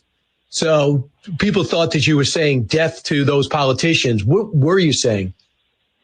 Well, if you look at sedition, if you look at that type of, that's a very strong form of being a traitor. It's a terrible thing to say. I must tell you, I heard it, and I thought it was some kind of a comedy situation. I thought that it was some kind of a skit, and because I couldn't believe that they'd say it. And I watched Democrat congressmen and one Democrat senator yesterday on one of the shows. Didn't even want to discuss it. They said, "Whoa, don't get me into that one." They don't want to get into it. That is a really serious charge. I'll tell you what they said is, and it was, I don't know about the modern day things because, modern day is a lot softer. But in the old days, if you said a thing like that, that was punishable by death. Yeah, but you're not threatening them. A lot of people are interpreting there's a threat and there's security. Well, I'm not threatening them, but I think they're in serious trouble. I would say they're in serious trouble. I'm not threatening death, but I think they're in serious trouble. In the old days, it was death. Do you worry, Mr. President? Seditious behavior. Do you worry that was a big deal? Do you worry Today, nothing's a big deal. Today's a different world. Okay, it's a softer, it's a meeker, milder world. But I will say this: I think what they did is really bad.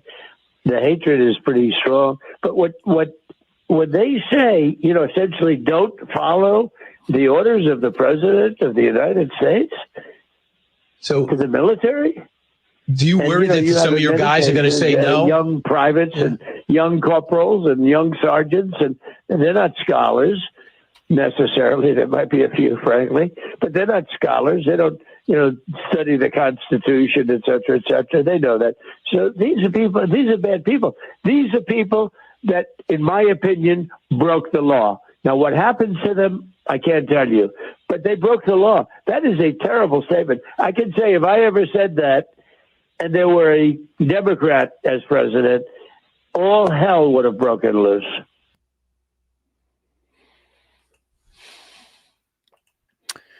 Yeah.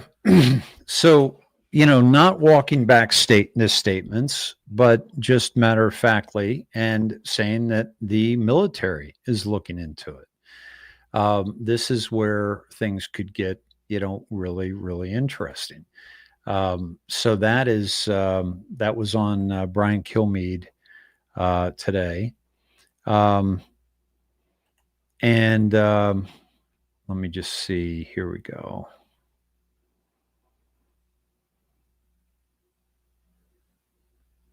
Okay. I want to go to supposedly this is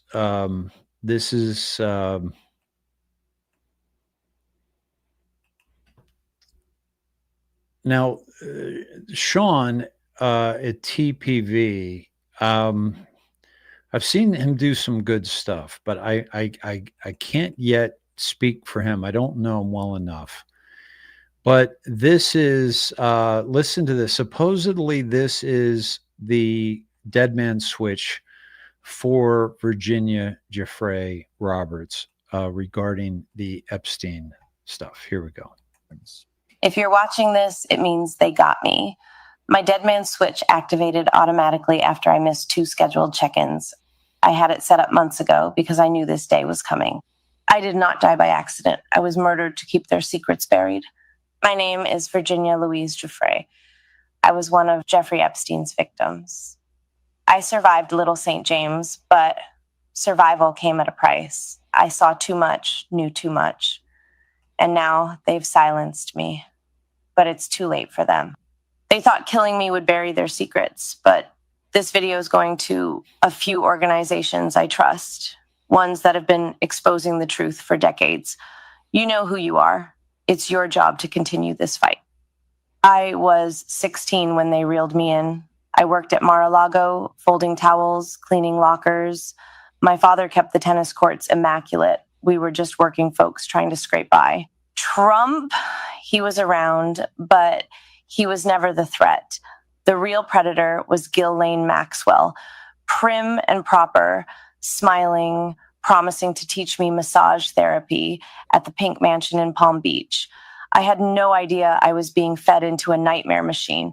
Epstein's Island was hell disguised as paradise. You've heard some names linked to him, but those are just the sacrificial pawns. The real players, the ones they've protected at all costs, are still hiding in plain sight. I'll name 2 now. The first, a former US president, Barack Obama. Publicly, he's revered. Privately, he was one of the worst. He wasn't there for the girls. He was there for the island boys. Young boys, trafficked and groomed. I saw him more times than I can count, always without his Secret Service detail, sometimes with his Hollywood friends, George Clooney and Tom Hanks. I still have nightmares about them, arrogant and drunk on power, slinking into the cabanas with kids barely out of childhood. The second, Bill Gates, the billionaire philanthropist, loved by the media, hailed as a savior. We called him the benefactor, and we used to dread seeing him naked. But he didn't come to party. He came to experiment. Genetic experiments, human experiments. I saw him inject a young girl with something they said was a genetic enhancement. She was younger than me, strapped to a table, terrified, treated like a lab rat while they muttered about seeding the future of the species. These men think they are gods, playing with life like it was theirs to own. I'm telling you now, Epstein isn't dead. They staged his death because he was too valuable. He held blackmail on some of the most powerful people on earth. Files, videos, confessions. They couldn't risk him talking, but they also couldn't risk him gone, so they hid him, stashed him under the protection of the same elite who once paid him to supply them with flesh. And they thought killing me would stop this from coming out.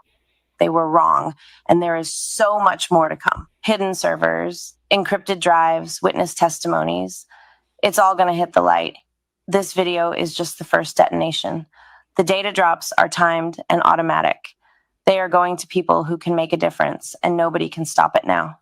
Not even the law enforcement agencies in the US and UK, the same ones that buried the evidence I handed them, can stop this truth from getting out. If you're watching this, you are the resistance. Don't let my death be just another headline. Burn their lies to the ground. Make the world see the monsters behind the masks. And to any survivors out there, don't give up. We're in this together. They can't kill us all. I've heard this before, my friends. When did this come out? Does anybody know when this came out? Because I remember hearing this and questioning the validity of it. And of course, we already know the things that she's already saying, but her coming from her mouth is very powerful. And but also that it's not going to come out through the mainstream media. And so this is something that has to be taken care of on another level. And I'll share that on my timeline, by the way, so you guys can see that and let me know what you think. So, so I wanted to talk, first of all, I wanted to go back to, thank you, whoever posted that. I did pull it up earlier, but whoever posted the Congress Resolution 58, that was the one that we were looking for. And let me see, where did that pop up? Where did I get that? It is right here. Okay. So let me tell you about this. This is the Denouncing the Horrors of Socialism, 119th Congress.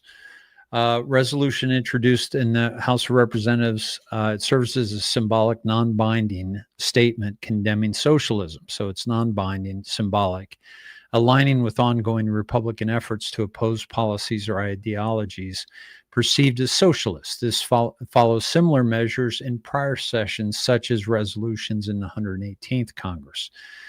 The purpose expresses the sense of Congress that socialism has historically led to oppression, economic failure, and loss of individual freedoms in countries where it has been implemented, for example, citing examples like Venezuela, Cuba, and Soviet Union. And by the way, in that presser today, President Trump acknowledged that one of the things that Mandami has said is that we need to build more housing in New York City. And if you build more housing, you got to build a lot of it, but the prices will level off and come down. So the thing that he agreed with Mandami on was not a socialist principle. That was actually a capitalist principle. Okay. Now, there might be some Section 8 support to some of those places, but they're talking about affordability for all of New Yorkers. So even the ones that are working hard every day, bringing home paychecks, they need a place to live that they can call home. And that's one of the reasons. Now, I'm not sold on the 50-year mortgage yet, but I'll get to that in a moment. But the specific language, it denounces the horrors of socialism and reaffirms commitment to principles of free market capitalism, limited government, and individual liberty.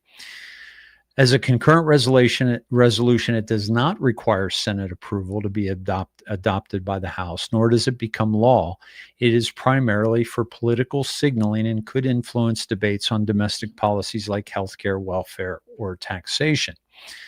So, and it also echoes earlier anti-socialism measures, such as House Resolution 107 of the 118th, which condemns socialism as a failed ideology, and state-level declarations in places like Florida and Texas. So, so at any rate, so that's that. So thank you for that. That was very helpful. Whoever posted that that I put up. Okay, so let me 10,000-year mortgages. Let me play for you. I've got a couple things, but while we're on the mortgage topic, let me take you to President Trump's post earlier today, and it was this video, which is a beautiful video, and I'll play it for you. But it yeah. Let me just pull it up for you and let you see it. Here we go. It's just it's 59 minutes long.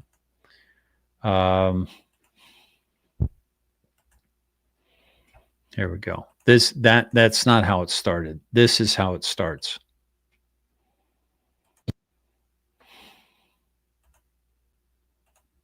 I don't know what's going on here. All right. Having trouble with True Social again. Let me play it from here. Oh, come on, for crying out loud.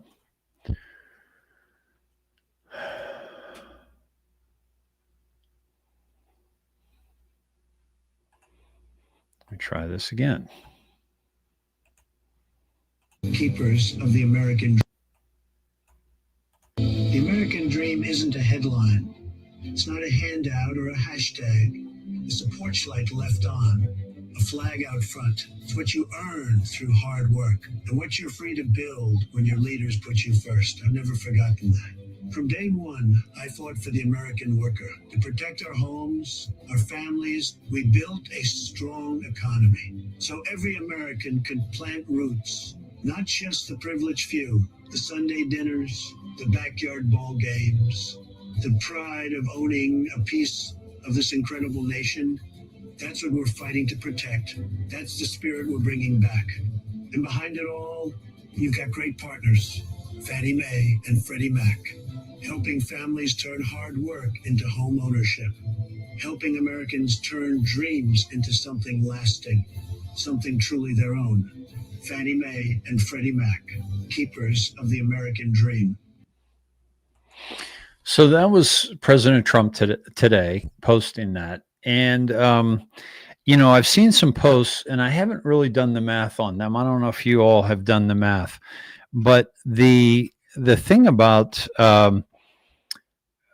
Fannie Mae and Freddie Mac is that President Trump has kind of taken control over them, but is going to be, I believe, not only extending mortgages 50 years, but he's also trying to get the interest rate down.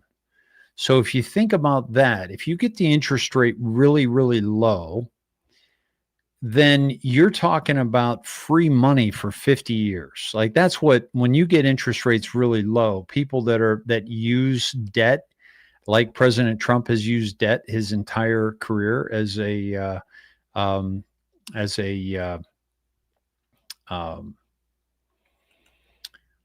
tool to build, to create businesses and so forth. The lower the interest rate, you call it free money because you're only, it's the interest rate is lower than the cost of living increase. The interest rate is lower than what you're able to create with that money.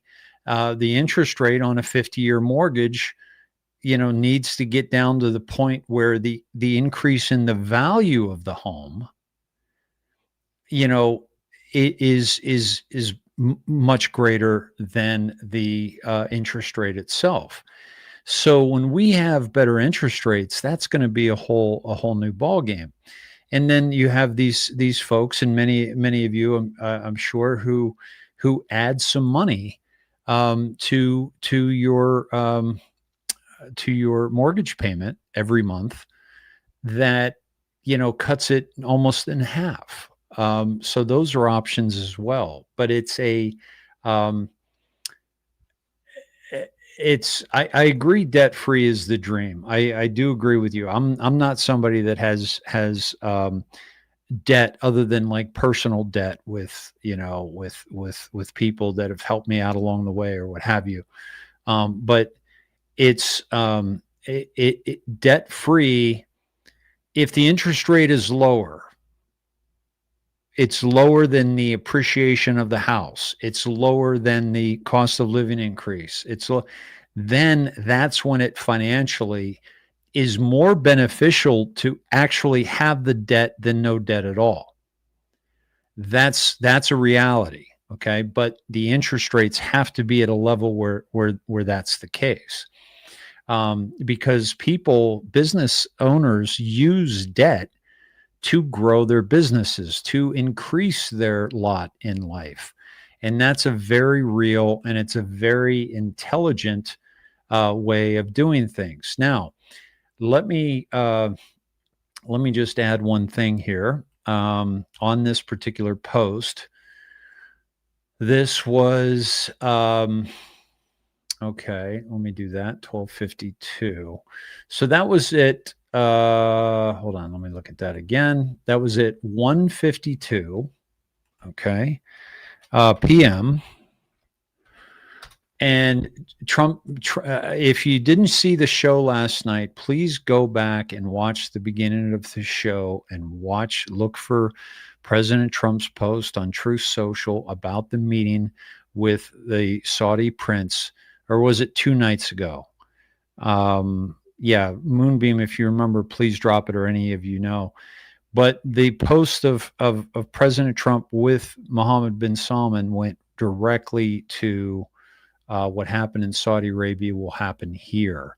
And if you look at the Q drops here on this particular post that I just shared with you, that video, it was 59 seconds long, November 2nd, 2017. How did Saudi Arabia welcome POTUS during his trip? Why was this historic and not covered by MSM? Now, we've been taken to this drop twice in 3 days. How did Saudi Arabia welcome HRC during their trip? Why is this relevant? Not suggesting SA is clean by any means, but they play a role in this global game of risk. Combine all posts and analyze. The questions provide answers. Remember, information is everything. The flow of information is no longer controlled by the MSM, but by you and others. That's us. Hence why we're dedicating critical time to distribute crumbs, which can be followed in greater detail to paint the entire picture once more information is released. That's why our role is so important. Okay? Because we're taking this critical information and we're using it to paint the big picture so that we can see and we don't get batted back and forth like a ping pong ball. Republicans, Democrat, Republicans, Democrat. Why has POTUS dedicated so much time into labeling the MSM as fake news? He even did it today subtly with that comment about it. I read the news and I see Mandami's doing this and this and this, and that's not right at all, right? Why is this relevant? We're fully prepared that all social media will be shut down to prevent the spread of this information, i.e. POTUS's Twitter, etc., mass censoring, sealed federal orders pre-submitted as prevention and masked as in general, although that does not account for rogue agents, programmers within, like, Facebook and things like that. Dates and pending actions are deliberately provided for authenticity. Alice in Wonderland, we had been taken to 3 Alice in Wonderlands in the same night. Also, they won't be shutting down Snedheads. We're going to fly under the radar. They'll shut down X, they'll shut down, Instagram, Facebook, and all that. But they won't be shutting us down. So you and I will still be able to communicate, which is, one reason why I want you all to get on over to Snedheads and sign up. It's free to sign up. I want you to support that platform. I want you to be a part of our future growth on that platform, because what I'm planning for that platform is you're going to own the revenue of that platform. Okay. I'm taking a whole piece of the company, and it's going to be owned by all the people that are members of that platform. And what most don't understand is that Facebook, Instagram, WhatsApp, X, TikTok, they are using your information to manipulate you in certain directions, both with, differing points of view, with false information, with, lies, etc. And by the way, what was my feed like yesterday morning? All of those 6 seditious conspirators justifying their actions, justifying their words. Oh, we were just telling the military and the intelligence agency that if they get an illegal law, that they should not abide by it. We are just going by the Constitution. No, you're not. You're making the assumption, you're making the assertion that President Trump's orders are illegal and that they should not abide by those orders. And that will be the way that if they get out of this at all, that will be the way they get out of it, is that they weren't suggesting that President Trump's laws are illegal. However, when you go back through their history, which they will do in the military court of law, they will show that these people consider President Trump to be a dictator, to be, a despot, somebody that is illegally grabbing people off the streets. So they're going to see that they're treating President Trump's orders to ICE and to the military, the boats in the Caribbean. They're making this assertion that President Trump's, laws are illegal. His direction for this country is illegal, and so then that will be, I think, the nail in their coffin. But this is what I'm getting from X. Now I might go out and search for certain responses from those people, but it's feeding me. And I don't want that. Like, I don't want to see all that. And yet that's what keeps coming in my feed. So that's the kind of stuff that's happening even on X, right?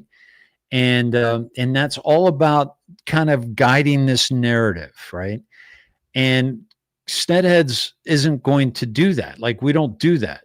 These companies are making over $200 a year off of your personal information, where you go in the morning, what time you go to work, which way you travel to work, what time you get there, who you're talking to, your personal conversations on Messenger and on WhatsApp and all that. And they're all plugging it in to your the AI, and they plug in your name, and with all of that information, and man, they're plugging out that they have code that is now going to be manipulating you with your information and with advertising all throughout social media. It's like next level. Privacy is the new freedom. This is why I created Snedeheads, because privacy is freedom, and we have to take back our privacy. And things are changing, things are shifting. This was the temporary name for this platform, by the way. The new name is the Rubicon with a Q. And that's the new platform that I'll be rolling out. And so it's going to be much more universal. It's not just Snedeheads, but this was to get you all on board, those of you who have been, with me for many years, to get you on board, get you in under the door, if you will, before we open it up to the world. And this is, I believe, the future of social media, where you're showing your face, you're showing your name, you're standing tall in your beliefs and in your walk in this world, and there's no bots, there's nobody that's going to be bullying, there's not going to be the 7th grade name calling, and there's going to be accountability in your actions. It's like stepping into a small town, going from New York City, where everyone flips each other off and is rude to each other, and because I'll never see that person again, to a small town where, and there's a lot of pettiness in small town too, but we won't have that either. But it's like a small town where you're accountable for the things you say and do. And we have not had that on social media. And look at how nasty social media has gotten. So there are many, many reasons to join us over there. We've already got about just under 700 beautiful patriots over there, and it's free to join. You can use all the research tools and the whole bit, but this is something that has been, I basically had to create this because, I was thrown off every other big tech social media platform. And here it is. And you can use all the research tools and see all the videos and everything, the meme garden, everything. If you don't use X, you can see my top X feeds. I'm going to have some hopefully similar to that for other platforms. Snedeker videos, weather anomalies, etc. And you can use all that. But if you want to post, you have to be a paid member. And the reason being is because that's going to get rid of the bots and it's going to get rid of the assholes. Okay. This is, you can see some really great posts here. Right. Okay. So, let me take you to President Trump's last post of the night so far. This is the last post he's done. And this is very important because, remember when Trump called Kamala Kamabla, and I said, Kamabla, there's something there. So I searched the B in the Q drops, and it went to Cuomo killing grandma and grandpa in the nursing homes and how they tried to bury that executive order, but it was on the way back machine. And I showed you all that. And I thought, why did Trump do that on the day that Kamala chose Tim Walz as running mate? And then I started searching Tim Walz, and I realized he was one of the governors that was forcing the elderly out of the hospital back into the nursing homes, whether COVID positive or not, and caused at one point in Minnesota, 82% of all deaths were in the nursing homes. President Trump said Minnesota, under Governor Walz, is a hub of fraudulent money laundering activity. I am, as President of the United States, hereby terminating, effective immediately, the temporary protected status program for Somalis in Minnesota. Okay.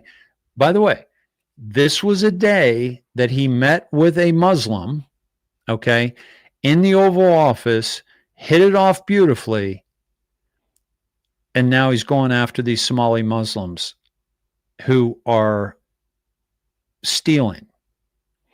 Somali gangs are terrorizing the people of that great state, and billions of dollars are missing. Send them back to where they came from.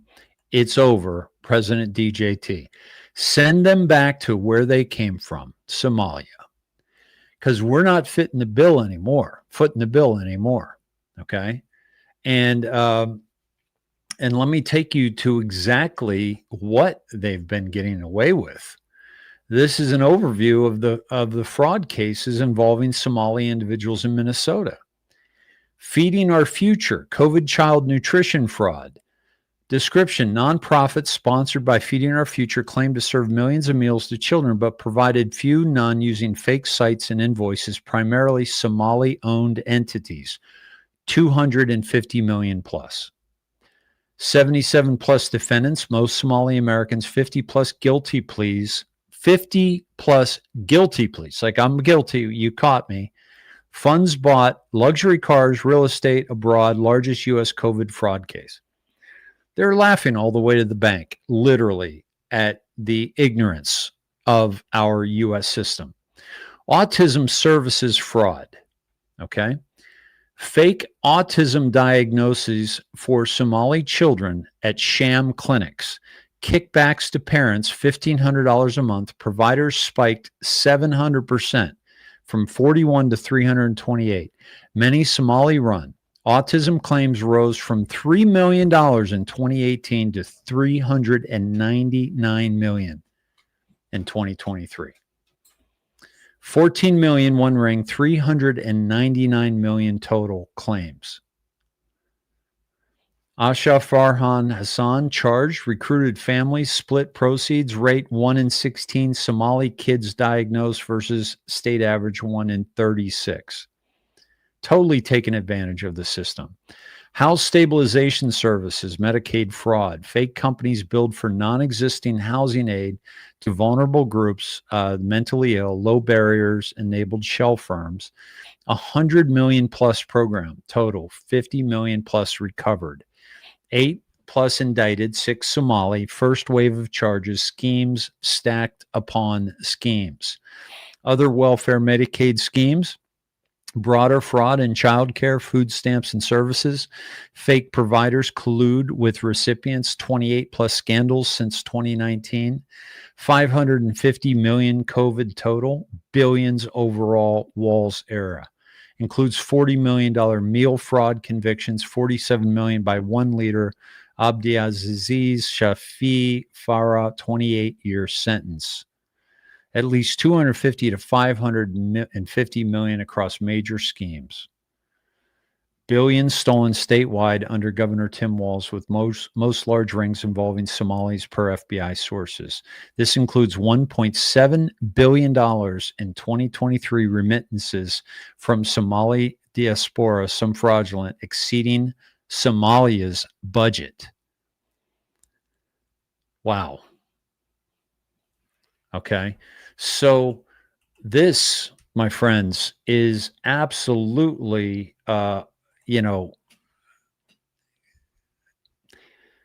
Marjorie Taylor Greene didn't do this. Rand Paul didn't do this. Thomas Massey didn't do this. Okay. They are not peers of President Trump. They are not peers of Q. This is taking our country back, period. End of story. Or the beginning of a very, very wonderful story that we have to look forward to in this whole game that we are playing. I wanted to talk to you about the global financial system. Okay. We're 2.5 hours. I'm going to try to wrap it up with this one and keep under 3 hours. But I also wanted to add. Well, let me put this up first. I'm going to do a show tomorrow night, my friends. There's so much going on, and even if we just get together and talk about all the shit that went down this week and the blowback from it and where we're going from there, I think it'll be a fantastic, fantastic show. So I'll be on tomorrow night at 8 Central Standard Time. And so I wanted to show you this. This is, I don't know this gentleman, but I know what's going on. The global financial system just broke in Tokyo. This is Shinaka Anslam Pereira. 67,000 followers, exploring money, AI, science, and sovereignty, mapping the collapse and reconstruction of order, data-driven insights. Japan's 30-year bond yield hit 3.41% today. Okay, this was just earlier. This was at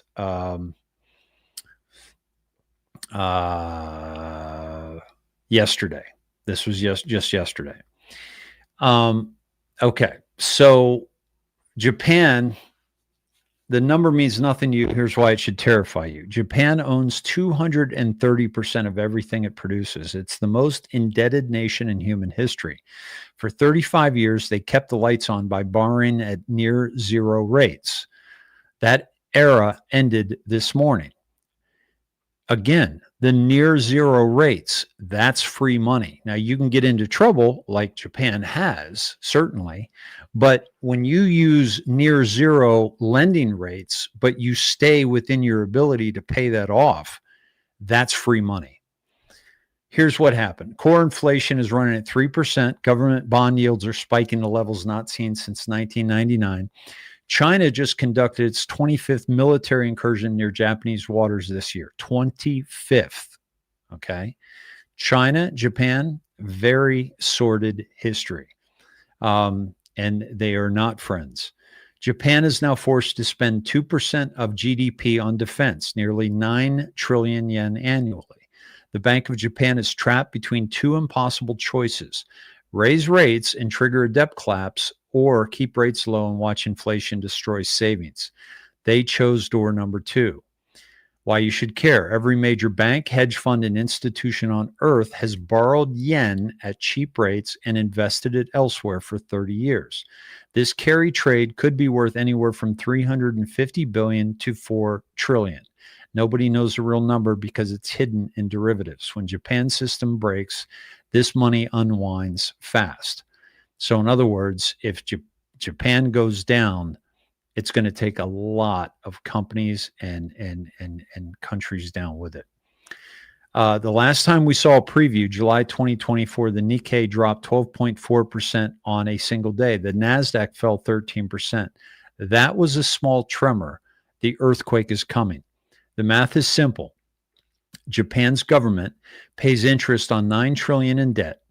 Every 0.5% increase in rates costs them $45 billion annually. That's why President Trump is saying that too late Powell is keeping the interest rates too high, and it's costing us hundreds of billions of dollars annually.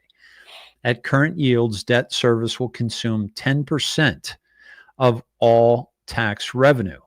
That's the death spiral threshold. The yen is trading at 157 to the dollar. If it strengthens to 152, the entire carry trade becomes unprofitable. Unwinding begins. Emerging market currencies could drop 10 to 15%. The NASDAQ could fall 12 to 20% as funds are forced to sell. What happens next? December 18th and 19th, the Bank of Japan meets. Markets are pricing 51% odds they raise rates another 0.25%. If they do, volatility explodes. If they don't, inflation accelerates and the problem gets worse. There's no way out. Japan's fiscal dominance is now permanent. They must keep the yen weak to service their debt. This means the free money that powered global markets since 1990 is ending. The bottom line: interest rates worldwide are going up 0.5 to 1% permanently. Not because of inflation, because of the world's largest creditor nation can no longer subsidize global growth. Your mortgage, your car loan, your credit card, all repricing higher. Stock valuations built on cheap money, all compressing. The everything bubble, all deflating. This is not a recession. This is a regime change. The largest liquidity engine in financial history just seized up.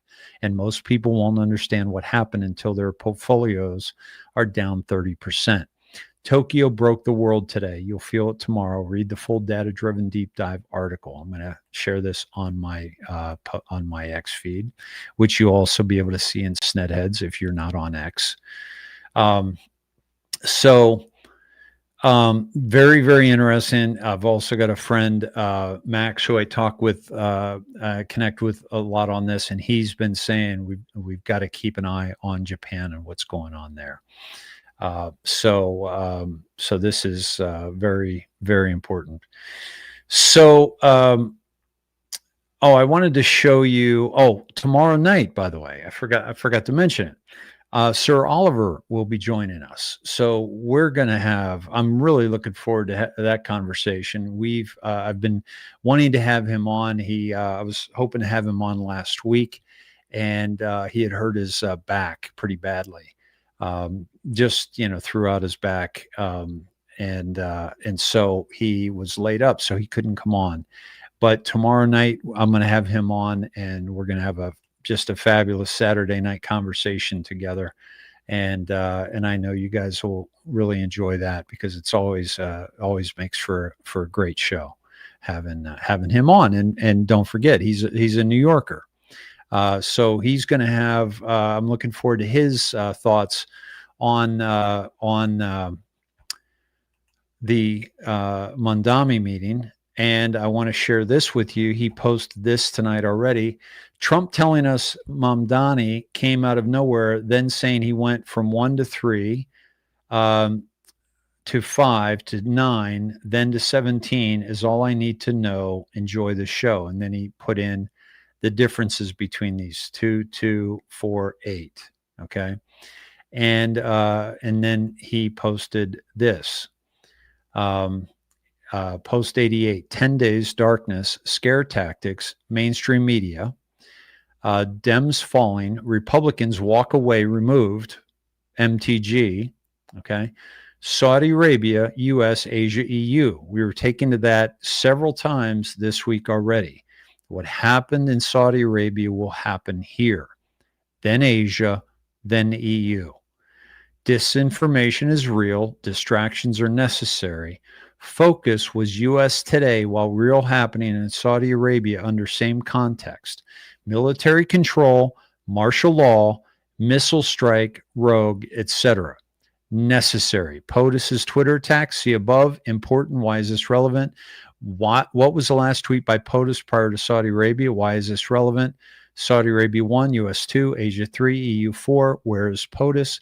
Why is this relevant? Military operations, operators in U.S. Snow White, The Great Awakening, Godfather 3, which we were taken to multiple times 2 nights ago after the Saudi Arabia meeting.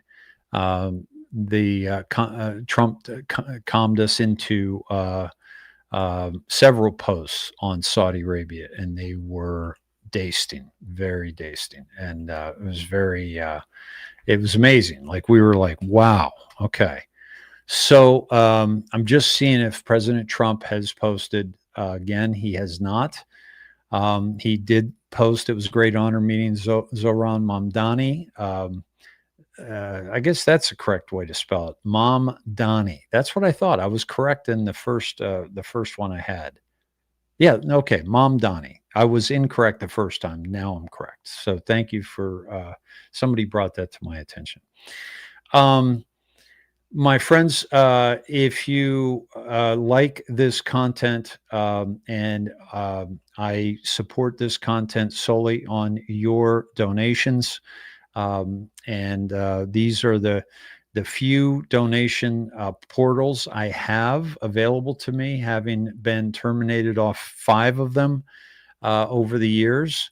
But I also drop a link for that Donation Nation link in the chat, because that will you can link directly to that. And so thank you for those of you who are doing this, and you will be on the wheel for tomorrow night. And I look forward to that, doing that with you. I'll probably do that at the end of the conversation with Sir Oliver. And and this is I'm putting it over on YouTube as well in the chat, and I'll put it on X in the posts of the show. So my friends, what a very, very interesting day that we have had. This is absolutely, surprised a lot of people today. Like, here's the thing. It's like, there's really, it's really wonderful to be surprised by President Trump. It's really wonderful to be surprised, by some of the things that are happening. This is again, statesmanship. This is olive branches between two people that have been calling each other names. And also, I wanted to say that if you are into crypto, Kraken is the account I use online. I used to use Coinbase. I took the money out of Coinbase. Coinbase got hacked. I got a scam call. They were trying to access my Coinbase account. When I told them I had, I think, like 27 cents in it, the woman couldn't hang up the phone quick enough. Okay. Kraken is very solid. And if you go on Kraken and you create an account and you want to get into the crypto, or you just want to get a free $75, you set up your account and you invest $200, just $200 in any crypto you want, Do your research. I like where XRP has dropped down significantly. I haven't checked it this afternoon or this evening. And I like SHX Stronghold, which is on Kraken, by the way. That's one you can still get for a penny.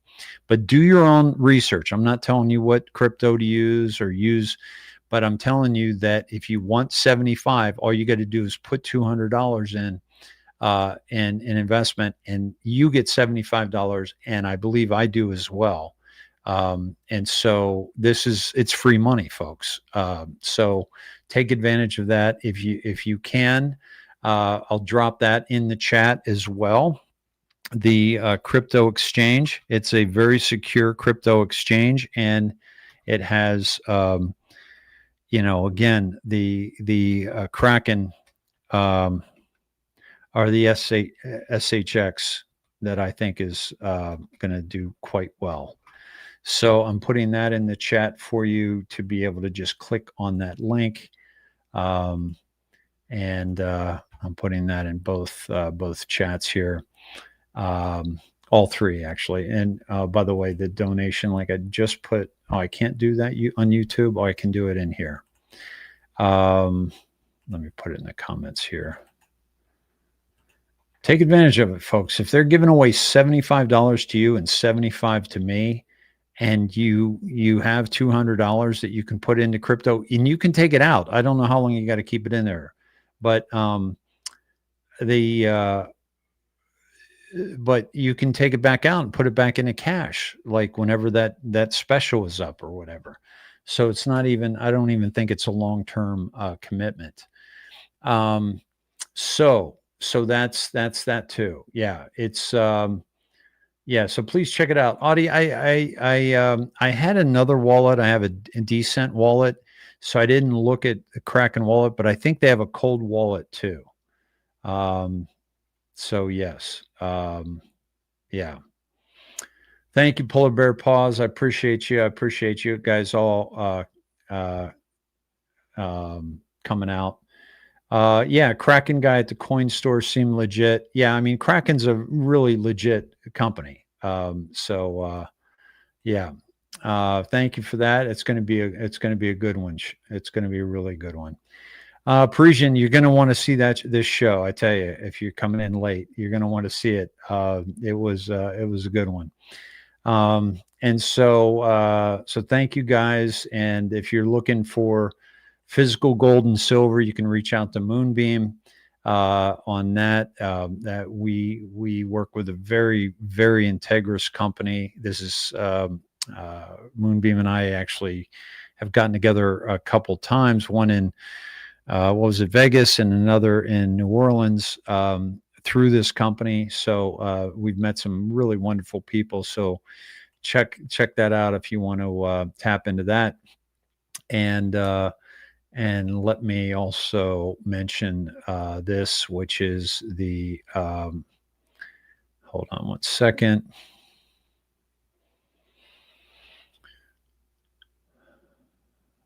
Okay. The Lightning Springs Ranch is fantastic, grass-fed, grass-quality beef from Utah, a small family farm. You're supporting a very good family, and they've got some great meat. I've had it. Many here in the chat have had it. And then, of course, our Saint Solutions, our friends Jim and Jasmine, who make incredible colloidal silver, Mysterium, which I put in my water, which raises the frequency of the water, Purple Pets for Jasper's ear infections. It's great stuff. Use SNED 17 at checkout for 12% off your order. And that's where I'm at if you ever want to reach out to me. Couple beautiful mugs recently from Hunter Sabo and Holly Marsh sent to me. Beautiful stuff. Always appreciate going to the mailbox and getting some beautiful stuff from you all, and your beautiful letters of appreciation for 7 years, almost 1,500 shows, and just putting it out there and wanting to awaken the masses and have a lifeline for you all to go to of like-minded people. And by like-minded, I mean people that actually use their minds. I want to just say thank you for those over on X. You have made us the number 3 show for the evening, the live show on X. So thank you for that.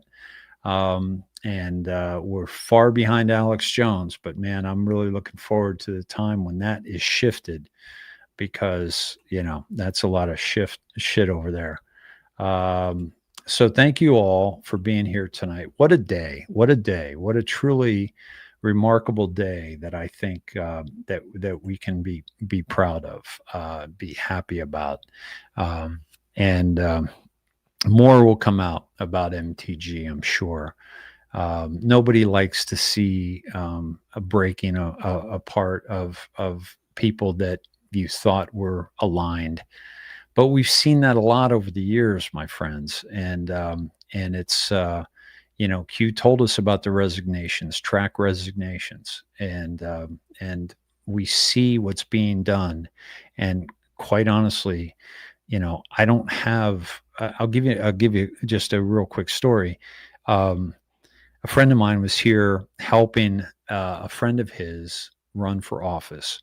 And he said, "Hey, you know, can I help? Could you help me out?" I said, "Well, has Trump supported him?" He says, "No, actually, Trump has supported his running mate. He's a Republican, a good guy, knows his stuff. But Trump was supporting his opponent." And I said, "Well, I got to tell you, dude, I'm Trump all the way, and I'm Trump and I'm Q, and so that takes it to another level." And so I wouldn't support him if knowing that he's not Trump's guy, because Trump is trying to get people in that he can get stuff done. And he's doing that. And if Massey and Paul and MTG are going to go toe to toe with Trump and pretend that they are as effective as him, or if they are, you know, going to do a 10th of what President Trump has done, they're not even close. They're not even in the same, you know, they're not even in the same building. Okay.